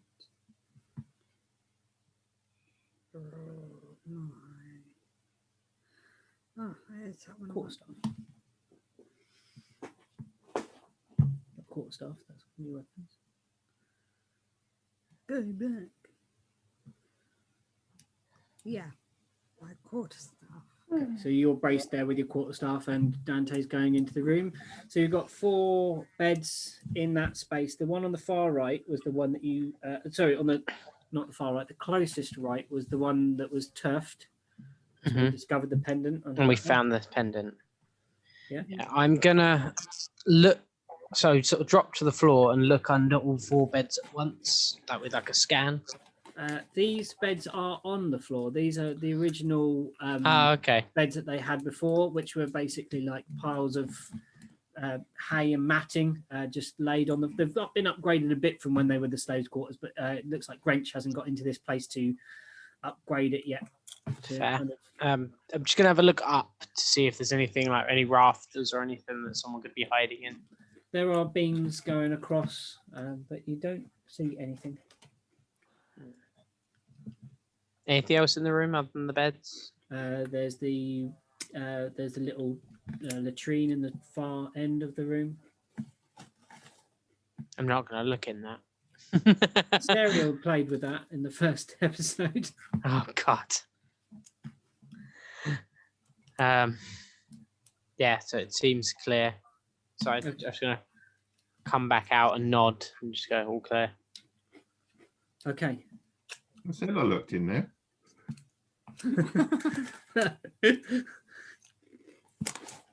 So you're standing at the top of this trap.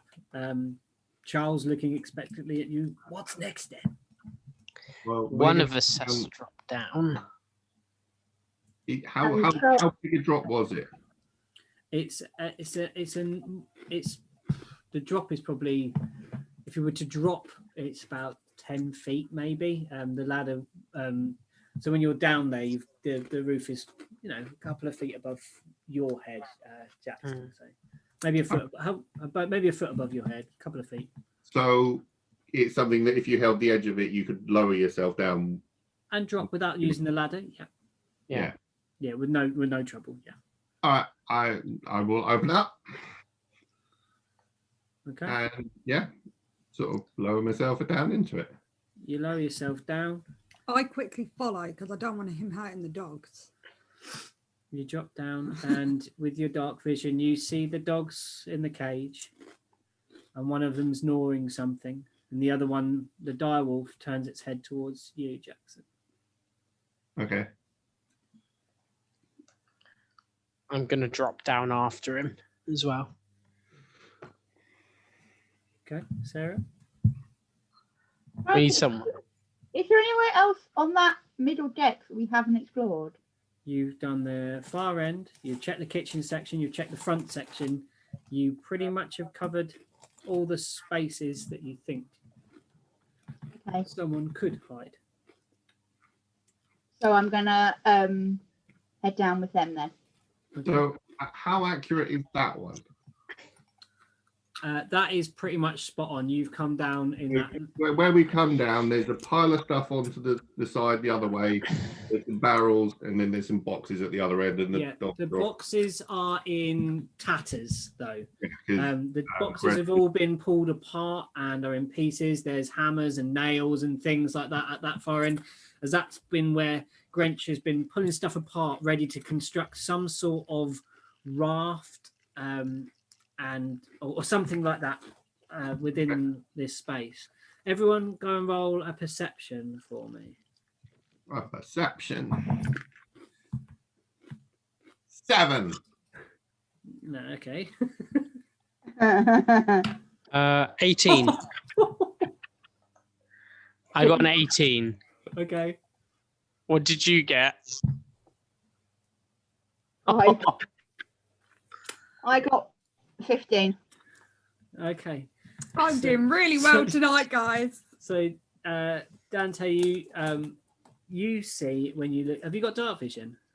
Yes. So, you peer into. I This, am a half elf.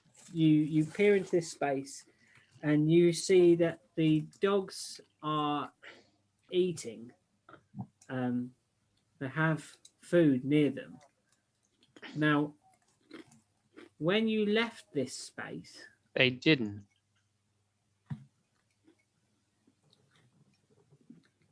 No, is that right? They didn't. Yeah. I just sort of I poke Jackson because he obviously didn't notice. I point at the dogs and then just mime eating, and then go. Yeah, that's probably some cobalt. But we didn't put anything down here. I gave him some cobalt earlier. When? Jackson took the bodies downstairs of the kobold. Ah, okay. I hacked off a couple of like sort of thighs and took a couple of kobold legs down. It's a KFC. Kobold. At least I know my Cobalt dog's in bed. Kobold fried. I don't know, something like that. KFK. Kentucky Cobalt Fried Cobalt. corpses. So they're eating the cobalt.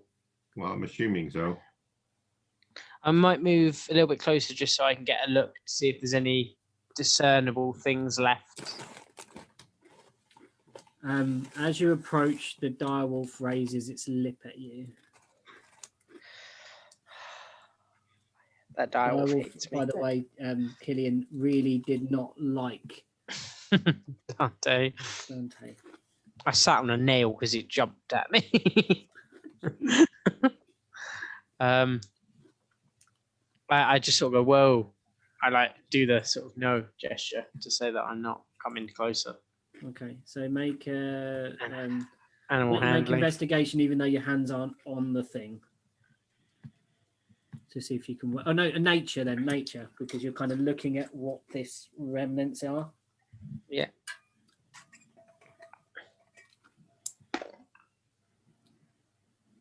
$16.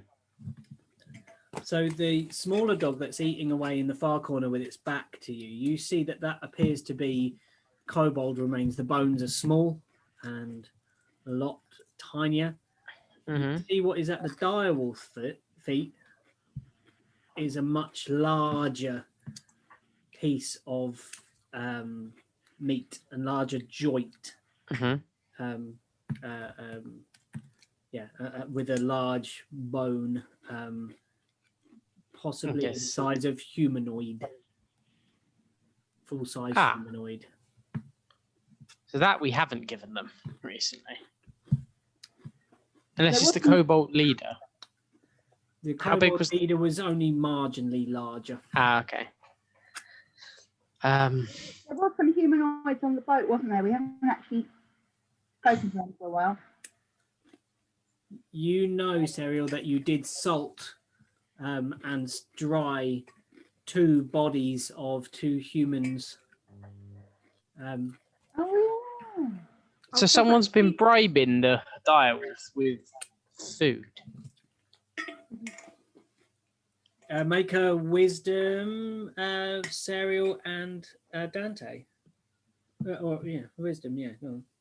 Yeah. Or intelligence, maybe. No, on this one. It's hard. Boy, yeah, go on. Wisdom.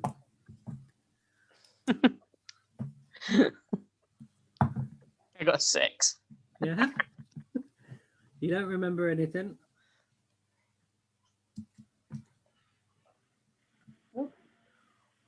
My dice does not like me today.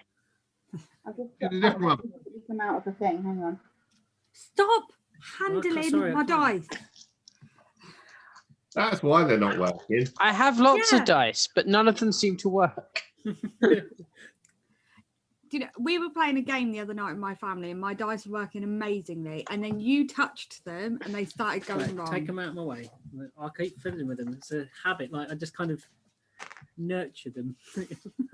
15. 15.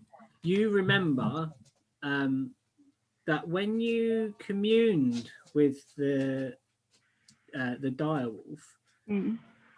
it said We are well "You're fed. well fed."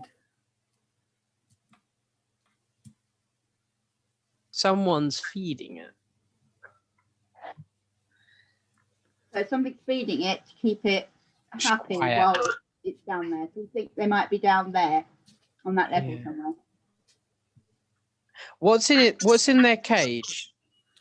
Just some straw bedding. How Um, thick is the straw bedding?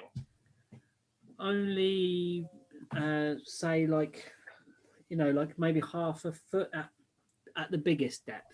So no one could hide in the bedding. Just so you guys know, I can't see anything right now. So you guys can all There's see light. this. there is a dim light in the room. A dim Very light. dim Yeah, very light. dim light. Yeah. Right, I can Like- barely oh. see anything. You're I the don't only actually. that's dark vision, aren't you? Okay. I didn't actually bring a torch because I had dark vision, so I forgot that I need one. You don't have dark vision. No, Oh, okay. Yeah, you're in the dark. So, that's what I'm saying. Like they can see all of this, so but Well- you can hear the breathing of your dogs. Or Yeah. Your Serial, you're still upstairs, aren't you? no, Sarah's. Or do you come down as well? Sarah will drop down. All right. Give us a sec. I will go back up the ladder, off to my room. I will get a torch and I will light it with my tinderbox, and then start heading back. Okay. So Okay. while you're doing that, Scott, you're at the corner of the direwolf's cage. Mhm. Dante, sorry. It's because he's got the other way round, and I keep looking at the wrong thing. So Dante, you're at the corner of the cage, and you're and you can feel the hot breath of the direwolf as it peers at you, and it has its paw upon this chunk Yeah. of meat. The rest of you are by the doorway, by the hatch above, in near darkness.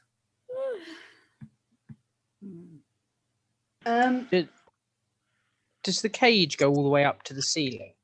The cage reaches the ceiling. And are there beams, or is it just a flat ceiling? This is pretty flat above that space. What else is down there apart from the bits of boat? So the far end, there are crates that are now dismantled.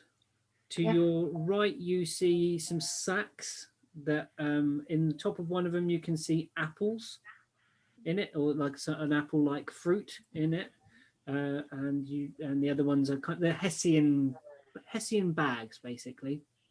Can I go investigate the Hessian sacks, please? Okay, go over and you look in the first one, apples as you suspected. Second one, some potatoes.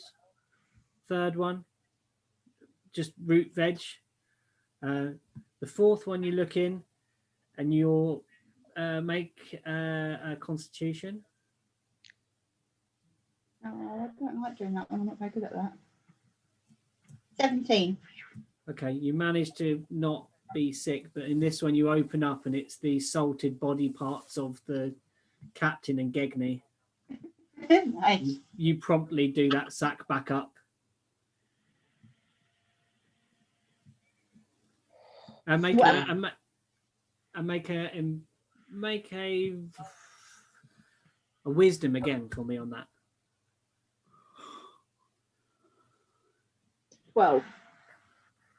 You notice that the knot wasn't the same knot as the other sacks. So somebody's been in that sack. Yeah. That's where they got the humanoid out of it to feed the Yeah. werewolf. And Jackson comes back down the ladder, drops himself down, and stands. We'll pass Killian a torch. The room is filled with light. Hooray.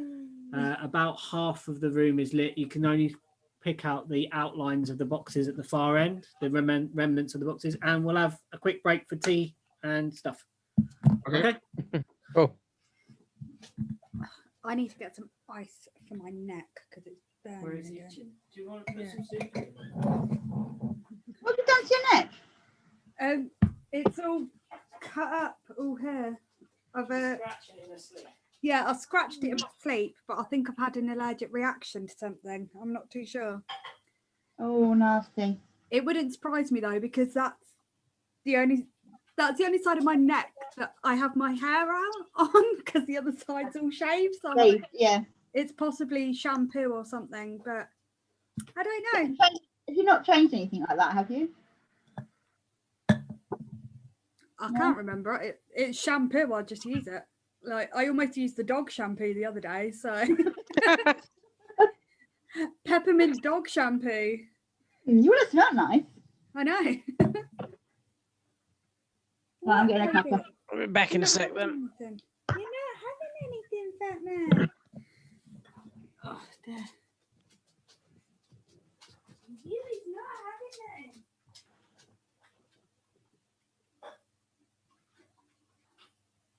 So it's just like, no, I don't even know. And dog. Toby.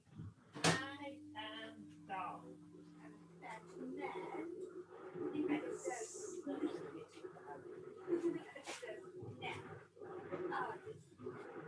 You have actually demolished the snacks tonight, Bean. I know. But I tell you what, fries and crisps are so good. I find it so hard to look. I pulled my rug.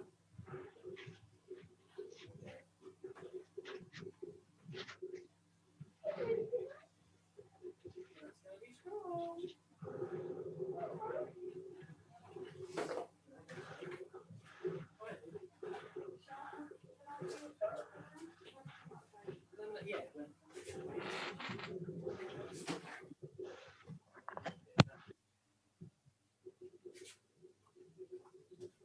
Oh, I didn't pause the recording. Oops. You've got in my I'm going.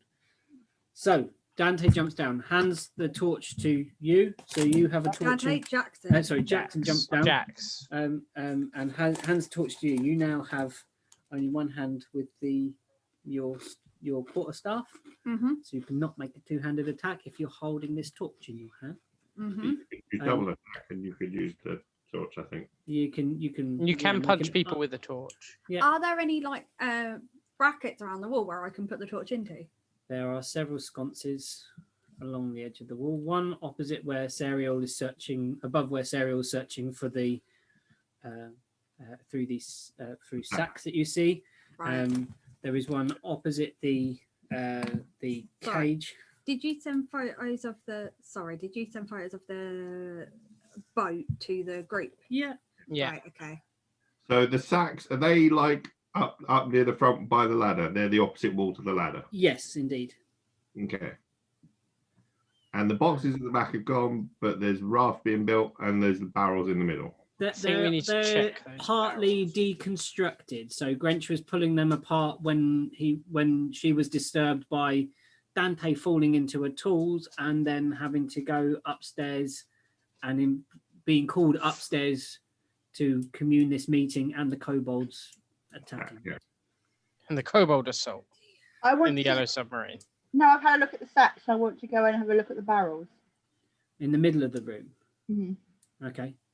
So you've got so as you turn that way, the barrels are sort of slightly off center to the left.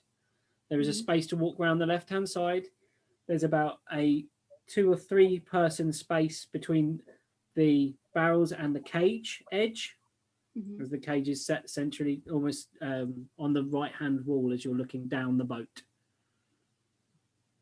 How many barrels are there? There are about... There are 7 barrels. Everyone grab a barrel. I've just forwarded to you for some reason. Don't know. Yeah, why. I think we should So you all. come down this ladder. Sarah's looking there. There's barrels in the center. These boxes are being taken apart Right. now. So where are the sconces for the torches? There's one here, one here, and one here. You know them to be there because you walk down, but they're currently not lit, or there's not a torch in them at the moment. Okay. Okay, so the other sconces are directly opposite the cage on the left hand wall as you're looking towards the back of the boat, and then pretty much a mirror of the front one. So there's one beside the ladder, one above the sacks. You know that to be the same the other end of the boat. I would suggest you put the torch in the one closest to where the barrels are. Yeah. I was going to say the one opposite the cage. Yeah, that's where you're going to get the If- best if light the source. torch reach halfway across the boat, put it in the middle, and then it reaches the entire point. Yeah, so sorry, I'm going to put it in the one that's here. Yeah, Yeah. That's Yeah. good. Yeah. right. Yeah. so I say everyone grabs a barrel, and then we'll do what 3, 4 at once, and then there's only 3 left, and then we'll do those 3. Okay, so you go and put the torch up. Yeah. Okay, make a perception check.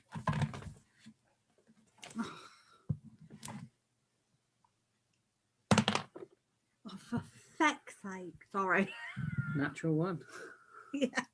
So 2.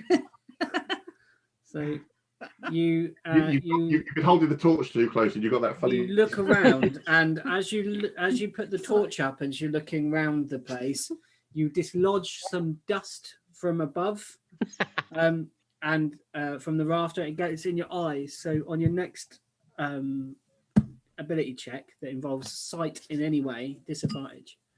Oh, screw you. Okay, so the light is now covering the barrel area and a little bit towards the cage. I was gonna say, don't give him a reward for blinding you. So are we gonna just grab a barrel each and just take it in turn to look in our barrels? Okay. I was gonna say we'll do it at once because if there is someone in it. Okay. So 3, 2, I'm 1, just open. thinking, why don't we just give him a chance to come out? Because I'm gonna stab He says that. him. Okay. Nobody What's- stands next to him. What's Jackson's plan here? What's Jackson thinking? I'm just gonna sort of raise my voice and be like, "Look, we're searching the boat. We know you're on it. We know you got a sword. We know you got a shield. You might as well just come out, and we can work it out." Persuasion or intimidation in this case? Intimidation. Okay, so Well, you're gonna. if I'd have carried on, it would be like, because if we have to find you, he's likely to try and stab you with his no shiny sword. I Okay. am. Let's Yeah, go. I am. That's me. Okay, so I'm going to take that as Dante brandishes a scimitar and gives Jackson Rapier. assist. Ooh, so advantage on intimidation, Yeah. which I'm skilled at, but I have shit charisma, so I'm at +1. Popeye lay down. And I rolled a 13 and 18, so 19. 19. As you say that, you hear movement towards the back of the boat, So where the towards where the barrels, where the crates and Gwench's tools. Right. I look towards there. Yeah, I look that way too. Perception, everybody, then? 11. 9. Bear with me. Hang on, my phone's Or 18. 18. I'm stuck. Hang on. Oh no, it's crashed. Come on, Maths Rocks. Don't do me dirty anymore. I'm going to have to close the page and open it again. Bear with me. Okay. You Yeah, I've got- see, Dante, you see, you not only hear, but you see some of the nails roll across the deck, and it doesn't seem to be as part of the swaying of the boat. I point and go, there! but I point just to where the nails would have come from, not where they are. That makes Okay. sense. So everyone looks to a vacant space. Mm. And I'm going to go, where? Is there anything? Hang on, you said there's a sack of potatoes, right? There is a sack of potatoes. I'm going to back up to the sack of potatoes, pick out 2 potatoes, and throw them individually at the space. Potato weapons. So make a ranged attack then. I got a 9. Okay, you don't see anything. Potato weapons. Do I get my pluses? Yeah, you're Okay, just like you- it's you just maybe like get doing both. it's your dex bonus, isn't it? Yeah. But you're not proficient with potatoes. You don't- I'm afraid. So +3 then. Clearly you're not Irish. I missed. I got a 2, so that'd be 5. You got 2 attacks because you've got 2 potatoes. Oh, yeah. Oh yeah. All right, let's try the other one. That one's better. 14. Oh, 15 because it's a 3. You hear oomph. I just look at everyone and go, there. More nails scatter across the floor. And you all We hear look this- again. Did we see where the potato went? Yeah, you saw where Jackson threw the potato. No, But Dante. we saw that if we saw where Dante threw the potato and there was an oof, it would suggest he hit something. Did it hit something, or Did you see it just fly through the air and stop in mid? That's what I'm curious whether or not it actually, whatever it is, was visible or invisible. You didn't see it hit anything, but there was definitely an exclamation. Okay. Should I just say the next one's going to be a knife? Okay, then intimidation. Oh no. 3 potatoes. Oh, 13. 13.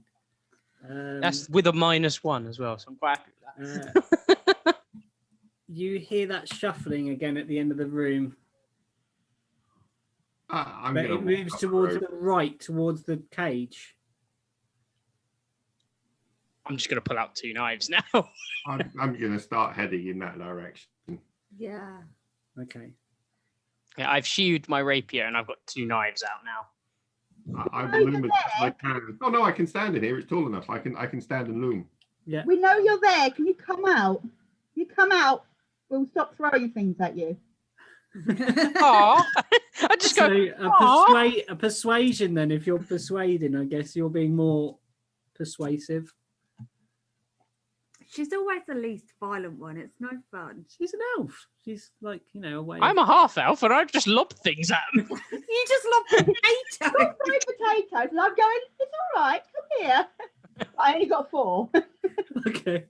Nothing occurs. There's silence again in the room. I'm There's going the to. flickering of the light. The dog, the wolf, the smaller one, not the dire wolf, looks up from its meal of kobolds and stares at an empty space beside the cage. I'm going to throw a knife at that space. Okay, so a ranged attack with that dagger, then disadvantage because you have no. It's just looking forwards.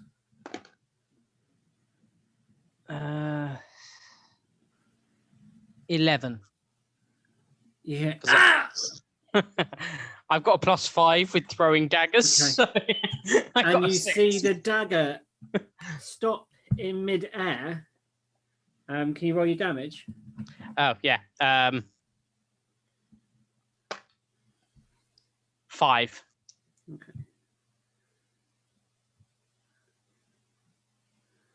Okay. And the dagger stops in mid-air, and along the blade you see this blackish blood start to run and drip to the floor, Blackish blood. and then gradually you see emerging from the seemingly nothing a hand first, as a ring is slipped off of a finger and a hand appears then an arm, then a cloak, then a head, and then a long draped cloak. And the other hand pulls away, and the hand that had the ring on is now clutching the dagger that's in its side. I'm gonna put out my other dagger and just stand there and go, I did warn you.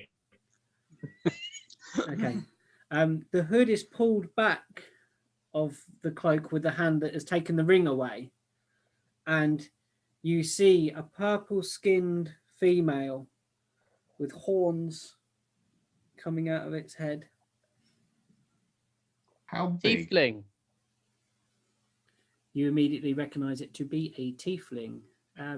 Serial and Killian roll a history check. Or a wisdom, whichever you're gonna be better than.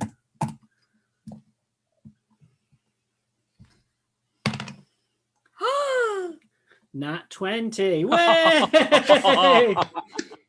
The first one of the game. Right, I got 14. Okay, so Killian, you know who this is immediately. You recognize this person from back at Mindegress. It's the tiefling woman that was tending to dear Charles when Charles was viciously attacked by quippers. When he was attacked by fish. Pumpkin was attacked by fish. But she loved him. That's probably why she followed him. Although if she said something, I wouldn't have buried a knife in her side. We didn't know it was there. So what do you do, Killian? You know Serial doesn't quite remember. You have a vague recollection of her face and You features. recognise her, but you're What not. are too you sure where- doing on the boat? We don't know who that is. We're just looking at a No, I person know. with a knife in the side. You've got an axe in your hand. You're brandishing a dagger. Serial's kind of going, and Killian's like, I kind of. Billy, you let us know who it is. I've been holding my quarterstaff kind of like, yeah, brandishing it. yeah. So I kind of lower it a bit and I'm just looking at her like, what? Like, and then I ask her what she's doing here and how she got on the boat. I just go, you know this person? Yes. Because you've not told us who she is yet. She helped. Where do I recognise you from? She helped Charles when he was Oh. injured. So Yeah. You, In yeah. the church. yes, Friend of the Birdman, brilliant. yeah, just what we don't need. I know. Let's take this back onto deck and like talk about it with everyone, and then like work out what's going on. Okay. Okay, I'm taking that ring I- off her so she doesn't disappear again. I would. As they're leading Tiefling Okay. girl up, I will go to the washroom and deactivate a bear trap. Okay.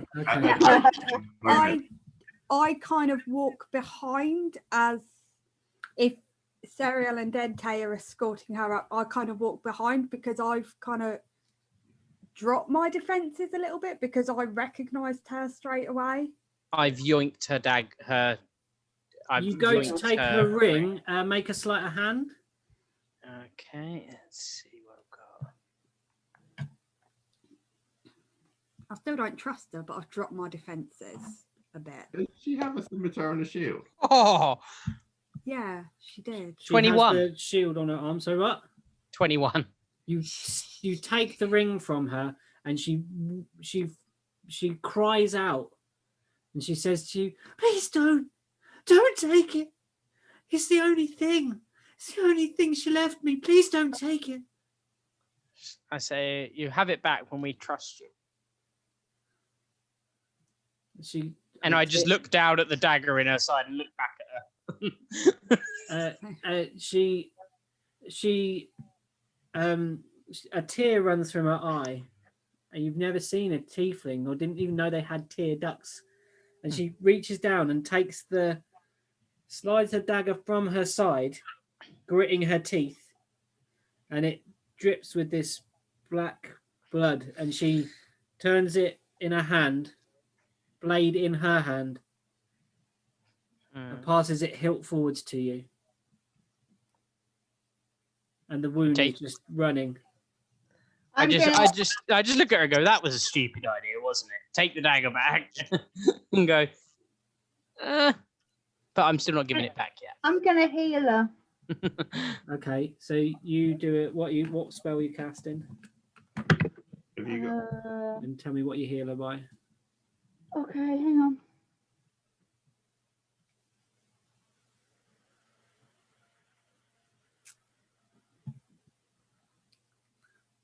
I'm trusting her a little bit more, but not enough to give her an invisibility ring on Yeah, a boat. Yeah. No, I get you.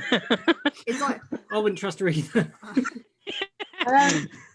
Sorry. I used cure wound and I've healed by 8. Okay, cool. And Yeah, also, I really like the invisibility ring. you wouldn't. I know. I doubt it would fit on my talons though. So I'm looking at it, comparing it to my finger, like, which one? So you walk behind her Yeah. and you kind of surround her and I've make your got way. my arm around her. So I Okay. feel sorry for her. You do know Okay. she's still armed, right? Yeah. We've Has not anyone disarmed. her? She's She didn't say she had any weapons when she came forward. She's got a she's scimitar got- and a. yeah, she's got the Shield. scimitar somewhere about her Right, person. and shield is on her arm. I disarm her. Okay. Yeah, she hands over the weapons willingly and takes the shield off, which is puny in your hand because it was for a kobold, and you're a massive dragonborn. It's more like a sort of like a saucer. It's like a little buckler. Yeah, it's like maybe one of those like serving trays, like for fancy drinks in your hands. Seriously, it's only like that size. Yeah, kobolds are to you. Yeah, it's about that big for a kobold shield. It's literally like a sauce plate. Yeah, like a dinner plate. for you. Cobalts are like 3 or 4, well, 2 or 3 foot tall. Oh, not they very big. sound cute. We massacred them. Yeah, they weren't so cute when they kept bouncing up the side. Charles and Jackson were actually like whack-a-moling them into the deck. Yeah. Bloody hell. Oh yeah, one of them used that. Off Wait. into the sea as well. Oh yeah, You yeah. did eat one. You did. Who ate one? Sorry, what? Who ate She- one? He yeeted one. He yeeted it as hard as he could and flew Oh. off the boat. Oh, I yeah, thought yeah, he like- said who. I thought he said he ate one. I yeah, was like, it what? was like full on like golfed it into the sea. Oh, okay. I barbecued 3 because they Yeah. jumped into my fire. Oh my gosh, guys. I shot one so hard from point blank range that I pinned it to the deck with an arrow. God, it sounds like you guys had fun last week. Come on then. So Well, then we you all go- got fucked up by its you commander. go into the hatch. You Alright, get out the hatch. You walk her through the middle deck. You take her up to the top deck. Wait. When we get to Charles, Wait, I Charles. kind of walk round and push him to the side so that he doesn't try and interfere or talk to her before we get her up there. Okay. Because Charles knows her and they got close. He And we as soon haven't- as you get up to the next floor and Charles sees you pushing this tiefling in front of you, he cries, "Eluxeth! What on earth are you doing here? Eluxeth! What is this?" And he just kind of stammers. And Does she you see the ducks blood her head. pouring down her side? She ducks her head as she has done every time he's finished speaking to her, and she turns a deeper shade of purple on her cheeks. And Hello. And- Yeah, I think the um, teeth has a crush on the bird. goes upstairs and proceeds in this procession. And Charles is kind of bustling along at the back, trying to trying to follow you up, but Killian's like holding him back, like kind of. Like, no, let us deal with this. So you get up to the upper deck, and you've discovered this tiefling.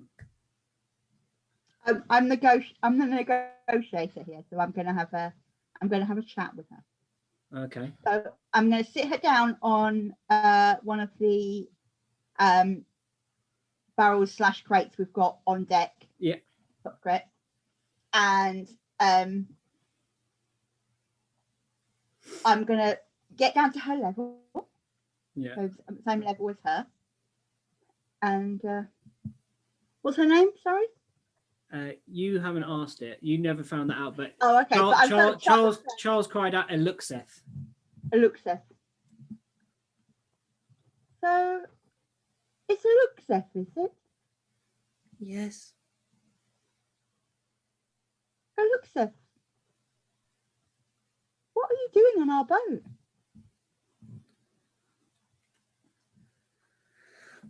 Well, after I met you, fine people, you fine brave folk, I thought it might be time to move on from Mindigress. I was tired of hiding. Eluxeth, what were you hiding from? Make a persuasion check. She's kind of holding back Mm-hmm. at the moment. Have I managed to like deactivate the trap and everything? You walked along the deck and didn't join the rest of the party. You're downstairs figuring out the mechanics of that trap Try not to. That you set. that you Yeah. set. Yeah, there's no trouble with it. You set it, so Yeah. and it's in your pack, so you have no. You put the pin Armed back in with- and with- like lift the arms back up. Yeah. Whereas if it was Dante, it would have been like lost an arm. A I had to leg. put my hand in it and gone, guys. Smells gone. Thank God I got was rid of that? that stinky arm. Can I stand on the deck and slowly put Got a the 5. ring on and off my finger? She holds back and kind of purses her lips and doesn't say any more in that line of questioning. Okay, so I at this point I walk up to Sariel and just stand behind her with my arms crossed, sort of glaring at her. Mm-hmm. so you're intimidating her. No, I'm behind Sariel, Okay, so okay, she she looks can up. see me behind Okay, she Sariel, and looks up. I'm trying to intimidate her. Okay, right, what you say? Me trying to be intimidating. I'm not saying anything. I'm just standing there. Looming. Like, yeah. Looming. Okay, so I was trying to think of the yes, looming. You're a looming dragonborn presence. My arms crossed Can I against do an her. intimidation? An roll then? intimidation then? Are you just trying to get her to speak more? Are you trying to get her to fess up? Yeah, just Okay. anything. So intimidation. Yeah. 13. She looks up and glances down again. I just stand there, Okay. just glaring at her. Right. Okay. So you don't want to speak about that. Okay, I understand. Can I ask who gave you that ring? At this, her eyes well up again as she looks up to you. My mother. Is she no longer with us? I don't know. So did you leave home? Is she still somewhere else, your mother? She was in the capital. How did you get separated? And this is where starts buttoning up again. Okay. But you know from your knowledge of this world of Earl that the capital that she refers to probably is Drosk. Where's Drosk? Bottom right hand corner of the continent Gregdon. Oh, Have a look at this map that you sent. Look, this is where we all try and get that. Drosk. Okay, so it's not too far from Lindegrass. Yeah, it's one of the can I tell you any secrets about it? What do I know about it? This is where you let something Yeah, slip this again. is where the GM has to be careful because he's playing a PC as well.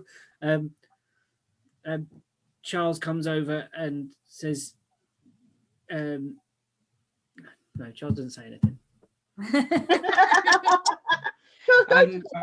Because I saw the map. Can I just say then why did you get on a boat with us when Drosk is inland? I didn't know where you were headed. I just Well, thought not to that Drosk.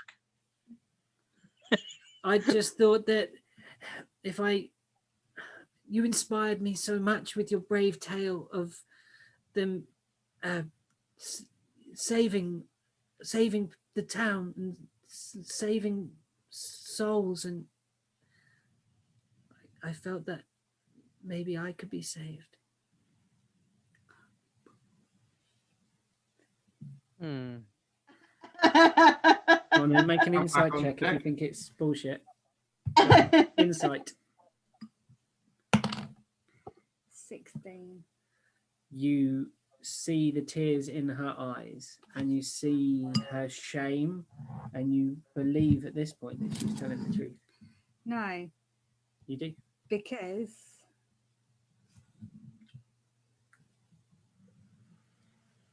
if she got on where Charles was injured, didn't we mention at some point where we were heading?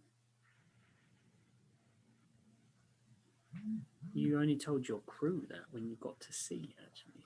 Oh, okay. I couldn't remember. She's being genuine. Yeah, You you believe she's being genuine. Okay.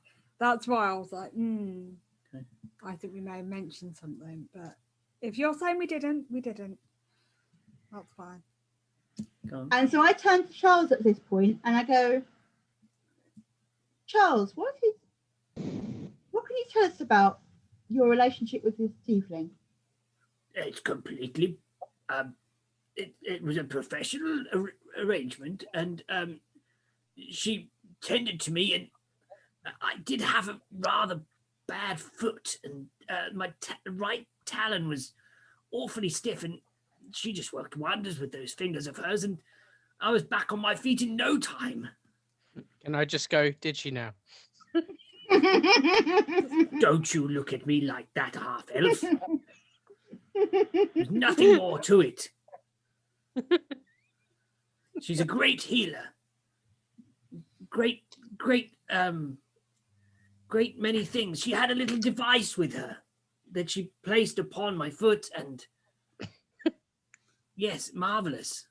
Vibrated somewhat. Dante's just going to sit on the floor because he can't stop laughing. It vibrated somewhat, this little device that she had. Did it? It made him feel so much better. I've gone so red that I'm going to put the ring on to see if I disappear so you can't see me. You're just like this glowing red orb. Make a constitution check. Oh. This a while. We may not see you, but we can literally feel the heat coming from your face. 11. Okay. You feel a shock, a shudder of cold as you start to try and dissipate your form. The hand starts to vanish, but then the ring sends a wave of cold through your body as you have not attuned to this item, and you take 4 damage and pull the ring off. Oh dear. Ouch. It's the gingerbread men all over again. Oh, you guys need to make a check on those in a little while. Oh, God. We're talking a snow Can globe. I just glare at the tiefling? Like, I did say I wanted it back. Oh, so now you speak. I spoke to you downstairs. I said don't take it. You wouldn't listen. True. So if I just hold the ring over the side. No, please, it's the only thing she left me with. Then give us some answers. Oh, okay. Ooh. That's brilliant. I love it. Good flavor. So she, with this threat, this ring seems to matter so very much to her. She starts spooling a tale of being born to rather high class society in the city of Drosk, where she explains that she was born by 2 human parents, but she was always slightly strange and slightly bizarre. But as she came of age around her 13th birthday, not only did she become a woman, but she started having strange mutations in her color of skin, and bulges appeared on the side of her head, and she hatched these horns from her head. And her mother tried to hide her from this high noble society, for tieflings are of devil blood. Yes. And to have this in one of these high families close to the patriarchal system that matriarchal system that governs Drosk,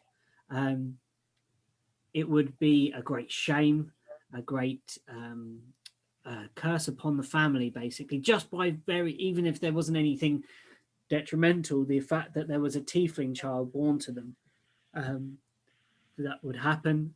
There were rumors leaked, and her mother shooed her onto the streets of Mindergrass and made her run for her life while her mother tried to cover for her. And she ran onto the streets with this ring. And with this ring, she was able to sneak through the streets and scavenge a life and scrape by on the streets of Drosk. But it got too close. People got too close. They were still somehow tracking her, this set of people sent to get her from the high society. So she fled from Mindergrass to from Drosk on a wagon train to Mindergrass, where she came across the multi-faith temple, and Father Samson took her in and gave her bed and board and sanctuary at that place. And that when she met upon the adventurers that went there, she was inspired so much by meeting Charles, as he is a supplicant, an acolyte of Melora, the goddess of the wilderness and of the tempest. And that is what her mother believed in. And her symbol is inscribed upon the ring, and I've forgotten what the symbol looks like, so sorry. Is inscribed upon the ring, and you look upon the ring and there is the symbol of Melora upon this ring. And that drew her to this party, and thought that she might be able to find her way back to her city and find her way back to her mother, but wanted to not be alone. The fear of being alone and lost again was too much for her to bear. You poor thing. Of course you can come with us on our travels. We don't know whether we'll be going back to Dross, but you're welcome to accompany us on our boats, so you won't be alone. Can I just look at her and go, is she? What do you say, Gideon? Well, she just stole some weapons, even though she thought she was our friend. She stole our weapons and ate our food, and then hid and refused to come out. Well, why she was nervous is she hadn't met Jackson or Dante, and was afraid of their reaction towards her. She didn't know whom you were. She witnessed none of the rescue above ground, knew nothing of the plesiosaur, apart from the boat being rocked. I suppose the me appearing and instantly throwing potatoes and knives at her didn't help much. Yeah. I say yes, she can stay, and then I turn around and pat Charles on the arm and say she can share with you. Charles? And I sort of wink at him and elbow him. I just look over and go, keep your clothes on, though. Charles can't blush because he's covered in feathers, but There is a slight ruffling of the feather below where his cheeks would be, next to his beak. And he goes, of course, you may have my bed if you need to rest. And she says, that's where I have been staying. Oh. You're gonna have to keep your room tidy now, mate. You've got a bird in there. I just Always. wanna ask I'm you- the bird. The bird's got a bird. Yeah, ask the you one bird's more got a question. bird. Can I ask you one more question before she shucks up with Charles? Yeah. Just one more question, if I may. You don't happen to have seen anybody else on the boat, do you? That isn't of our crew, and then I list all the people that are our crew. So They're all on deck. They are all on deck. Assuming most See of 'em them all. are listening I in. point to them. She says, no, I've just been below deck. I've only seen the dwarf come down, you guys a couple of times, and I've spent a lot of time with the dogs. I've Can I been just keeping them point- fed.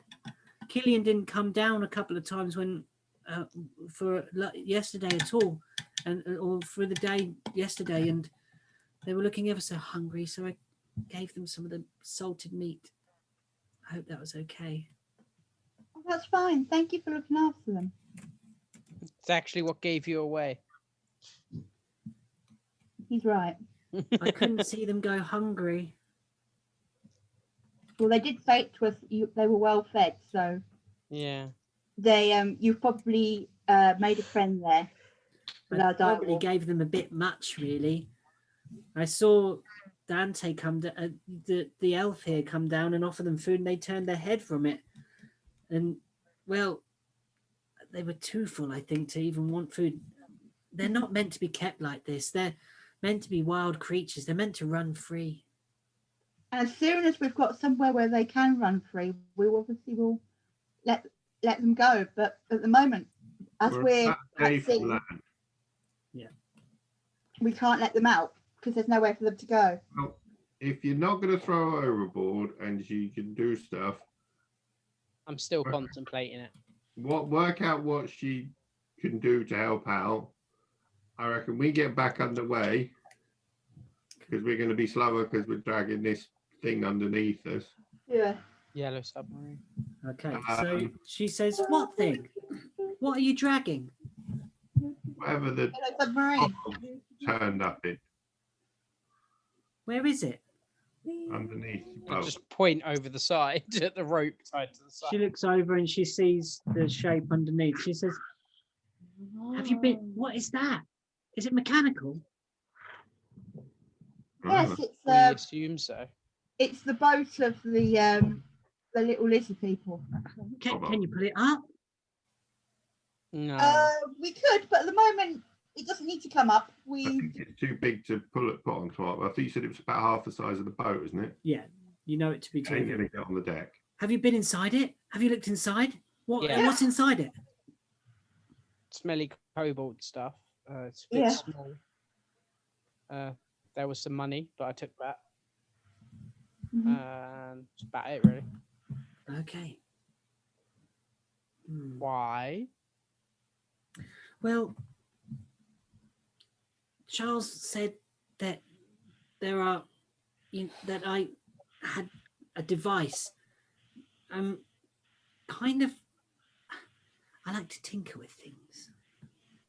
Are you by any chance an artificer? Possibly, I don't like to call myself such a thing. Just very novice artificer, maybe. Would you like to go down to the yellow submarine and have a look in it? And I suggest we get to the land and then you can have a look at it to your heart's content. Well, she can look while we move, I suppose. We've still got. Yeah, we're only traveling it along. But do we trust her enough? I don't. I do. Is that what you're hitting at? If she Paxton? wants to have a look at it, what's the harm in having her have a look at it? Says Charles. Jackson, what's your? I'm thinking we have a craft that we can sell and make some money when we get to the next port. That does sound like a good idea. Yeah. and I really want to keep this ring. What ring? The ring that I'm currently pretending to drop over the side, but actually pocketing. Of course, you're 4 damage because you haven't attuned to it yet. I know. Well, I reckon we get underway and start trying to get to land because, you know, we ain't getting paid to sit around at the sea. You know that would not hinder someone being aboard the submarine, Jackson. I can't see any problem with her going to have a look at the submarine while we're moving. Unless she switches it on and it pulls us under the water or like sinks us. Then just cut the rope. I'm going to keep her ring to make sure she doesn't try and run away. And if she does, I get to keep it. That seems only fair. Win-win. Okay. But I'm with Jackson on this. I don't, because if she does start tinkering with it and turns it on, or even if she does it on purpose, if that pulls the boat, we may not be able to react quick enough to. But like, surely we cut the ropes. Wouldn't you put a guard on her anyway? I don't mind. If we want to throw her overboard, I'm quite happy with that decision. I thought they decided we weren't throwing them over. working. Well, we either trust her and keep her on the boat, or we throw her off the boat. I think keep her on the boat, but don't let her down to the submarine yet. Fair. Is that what Yeah. you're thinking, Jackson? Yeah. Yeah. If you're going to play with something we don't understand, I don't want to be in the middle of the ocean when we do it. Yeah. I've already been in the sea once. It wasn't a fun experience. Yeah. Fair enough. The It's last not. thing we need is if she's going to play with that and something does happen, like Jackson said, it's like we're far away from any land. Mm. And We we don't don't- have a little boat anymore. So And Yeah, somehow Brent, have to finish the little rowboat got rowboat? Yeah, rowboat got a hole in it that I had to plug with my tail. That was funny. Somehow, that little rowboat. She's got just that little looking hole. between all of you like her life is in your hands, and she's just looking with like panic and sadness. look, can you do anything useful in the next day and a half on the boat? you said what she can do useful. What is it you need? What is it you need? I don't know. We need Drench needs to finish the raft. There's work going on downstairs. I don't know. It's not my boat. We need help with cooking. I'm not much of a cook. You help- We're Could you training help Greg animals. could you help Greg with making a new boat? What's your company? Making? Yeah, I'm good at making things. Okay, do you want to help with making the new life raft then?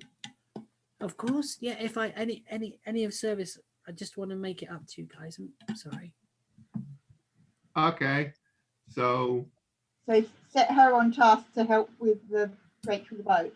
let everyone else go back downstairs and go to bed normally and have the shift doing their shifty stuff, and Cool. we can get underway again.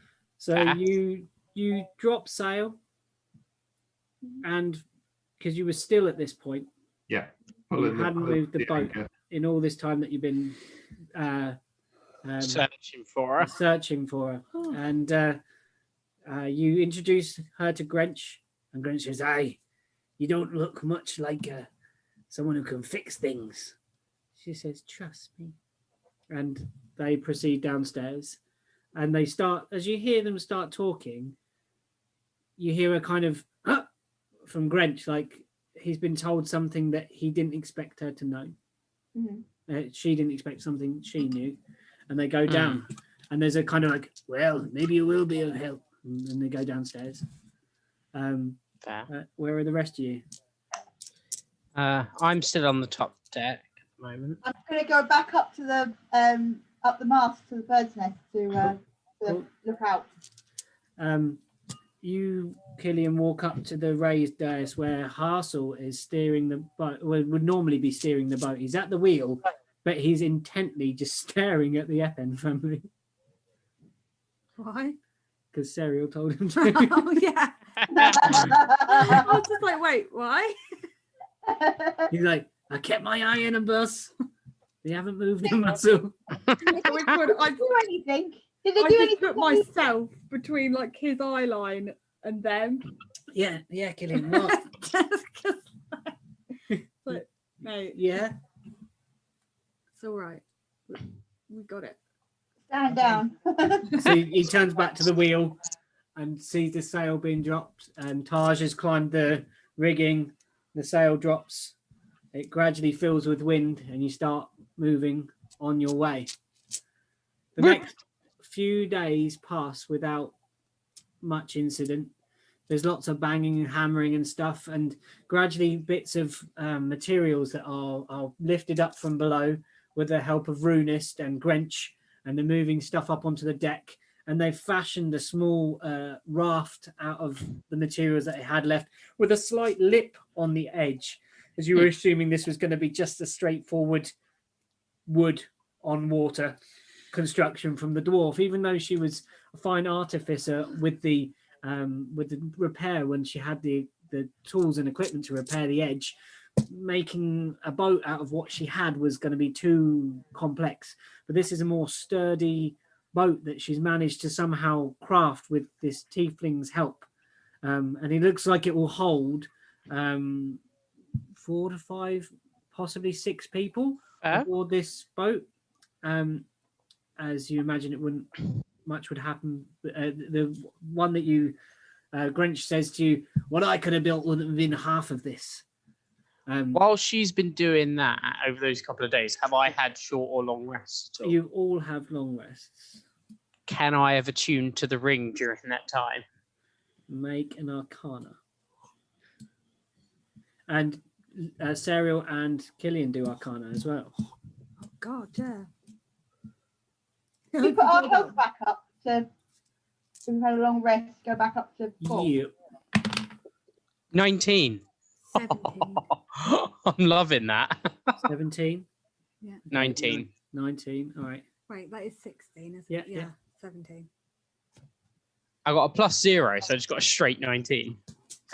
23. Oh, okay. So we'll start with the older items. Okay. So, Serial, you have been looking over these gingerbread things inside this small box I hope you've kept them in the box this time. Yeah. over and I'm not over. quite eating And yet. every now and then you've tried to, when you've touched them, they've moved slightly or batted your hand away.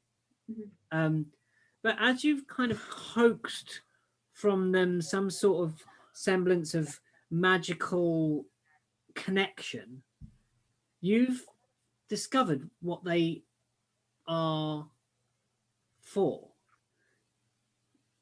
When you throw these, you have 5 of them. The creatures animate and use the stats of a goblin against the enemy that you throw them at. So you now basically have 5 pocket goblins that you That's can quite cool. throw at. Fun. Yeah. So if you what would be good is if you go on D&D Beyond Uh-huh. and get a screenshot of the goblin stats. If you just search goblin, you'll be able to download that, and then you can use that as a secondary kind of character in initiative. Okay. Do they have any weapons? No, well, they use the stats of a goblin, so they're unarmed strike or bite. I think they've got bite, or unarmed strike or something. Yeah, like they that. do have bite because they bit her. No, yeah, they do, but I can't remember what it is on the goblin stat. But if you get to it, we can go through that at a later date. You, Yeah. Killian, you pick up this. You shake this globe that's full of snow, and Oh, isn't that the one that teleported you to the North Pole? No, it's the one I got from Santa from Claus. Santa Ah. Claus. We got teleported to I the got North Pole by Christmas a present. giant Snowflake. snowflake. Yeah. Yeah. Fair. And so you look at it, and you realise that this adds 1+ to your spell DC. So your spell DC Nice. goes up by 1. Which is It's on your spells page on your app, so you Oh, need yeah. to manually add 1 on there.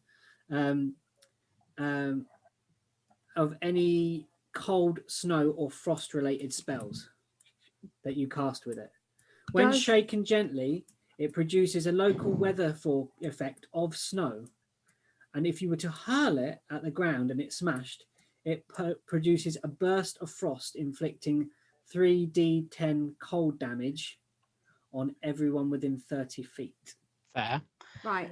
Does I'll that send that to you. Yeah, I was gonna say, you can go in and put it in her inventory. Yeah. right? So does that include? No, because it's not a spell. What's that? I was going to say my breath weapon. No, because that's an ability, not a Yeah. spell. It's a racial trait. 'Cause mine's ice. That would have been really cool. Yeah, you are. And Lou, you also realise, sorry, on your gingerbread man, that if you manage to eat one, Mhm. now you've kind of made friends with them, they would restore 4d8 hit points. Fair. Nice. So super healers, and they're a goblin basically in your pocket. Pocket goblins. Is that like pocket dragons? Pocket goblins. Yeah. Pocket goblins. Pocket goblins. Right. What I'll do is I'll send you the link to these Christmas. I'll put it in the group because everyone can look at what I used for the Christmas presents. Then Uh-huh. Mhm. Yeah, put it in the group. What about Charles? What about Charlie boy? I can't remember what. Charlie got a sharp stick basically. Yeah, he got a candy cane. Yeah, he got a candy cane, and literally, Sharpened it basically candy it is just a sharp stick that Charlie got. It's a sharp Rubbish. He got. What does it do? Sorry, it's here. It's a 3+ dagger. So yeah, he's got quite a hefty dagger now. Fair. I need to add it to his inventory. Right. Okay, so you sail for. Sorry, Dante. So you have been gingerly toying with this ring in your hand, flipping it over and over, and turning it this way and that over the last couple of days. Mm. And you try it. You think you understand the symbolism on it, and you slip it on and vanish from sight. So it's an invisibility ring. Mm-hmm. That's cool. I like it. Is it just an invisibility ring, or is there anything else? Yeah, or does it do anything else? As far as you can tell, it's just invisibility. I was going to say because it had that cold effect on him. That's why I was asking. Yeah, it did hurt my hand. At this point, you just assume that was part of your inability to tune to it. Have I attuned to it now? You can place it on your finger, and it does no damage to you. So you assume you have. He's being very cagey about this. It's very worrying. Yeah. Thing is, it's him. So Yeah. Jackson, what were you doing over these last couple of days? I've also been practicing mine running about. Just running round and round the flagpole. Yeah, trying to get fitter, more athletic. I'm quite happy sort of doing my shift, steering the boat and things like that. And yeah, I've not got anything particularly I need to do. I would rather be on land than on a boat. Okay. Anything I can do to help with that, I'm good. It's dark as it gets. It's darker down this end of the southern end of the planet, as you know, but the sun doesn't ever truly set. And you hear from the top of the mast, you're on shift, Jackson, at the wheel. Yeah. And you hear this tiny little voice of Flex. Land ho! Land ho! I was up there too, by the way. You were doing your meditation somewhere else. This is just on the point where you were meditating, I'm afraid. So land ho, land ho. Flick saw it first. Mm-hmm. Okay. Are we anywhere near the port? You can see as you look towards the area indicated by Flicks, you see finally some stable, static ground as the boat bobs up and down in these fragmented ice waters. And you see a small crevice of light ahead of you in the cliff, dots, firelight in a small sort of column, and you sail towards the port. I'm As going to you- shout down for everyone else. Everyone comes up from the deck and wakes, and looks out over the boat, and you near. As you draw closer, you see the narrow, craggy cut into the cliff that had been described in the notes of the Captain Ricario.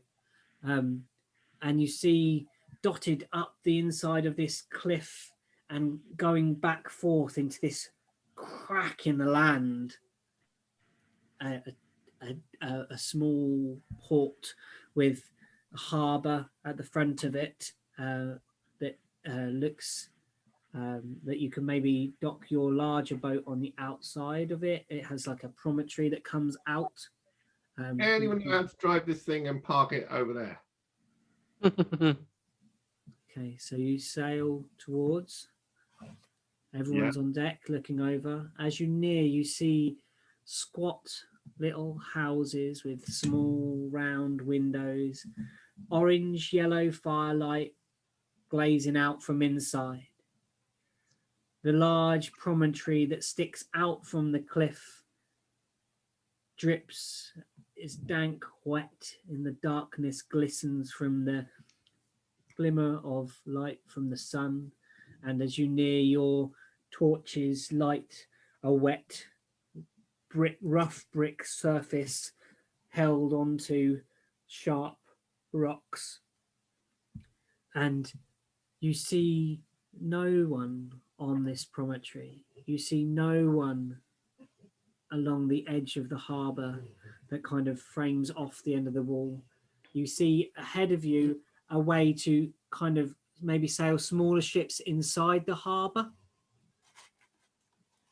and you moor the boat slowly to the dock. Just gonna pull my bow and put an arrow on. And that's where we'll end the session. Please turn around. Oh dear, crikey. Oh, That's a cute doggy. oh, look at him. There's two dogs there. Yeah. Ah, 1, 2. It's all merged into one big lump of leg. That's why. The upside down one is growling. Yeah, he's screaming, so he's growling. He's having Oh. There we go. Right, I'll stop the recording.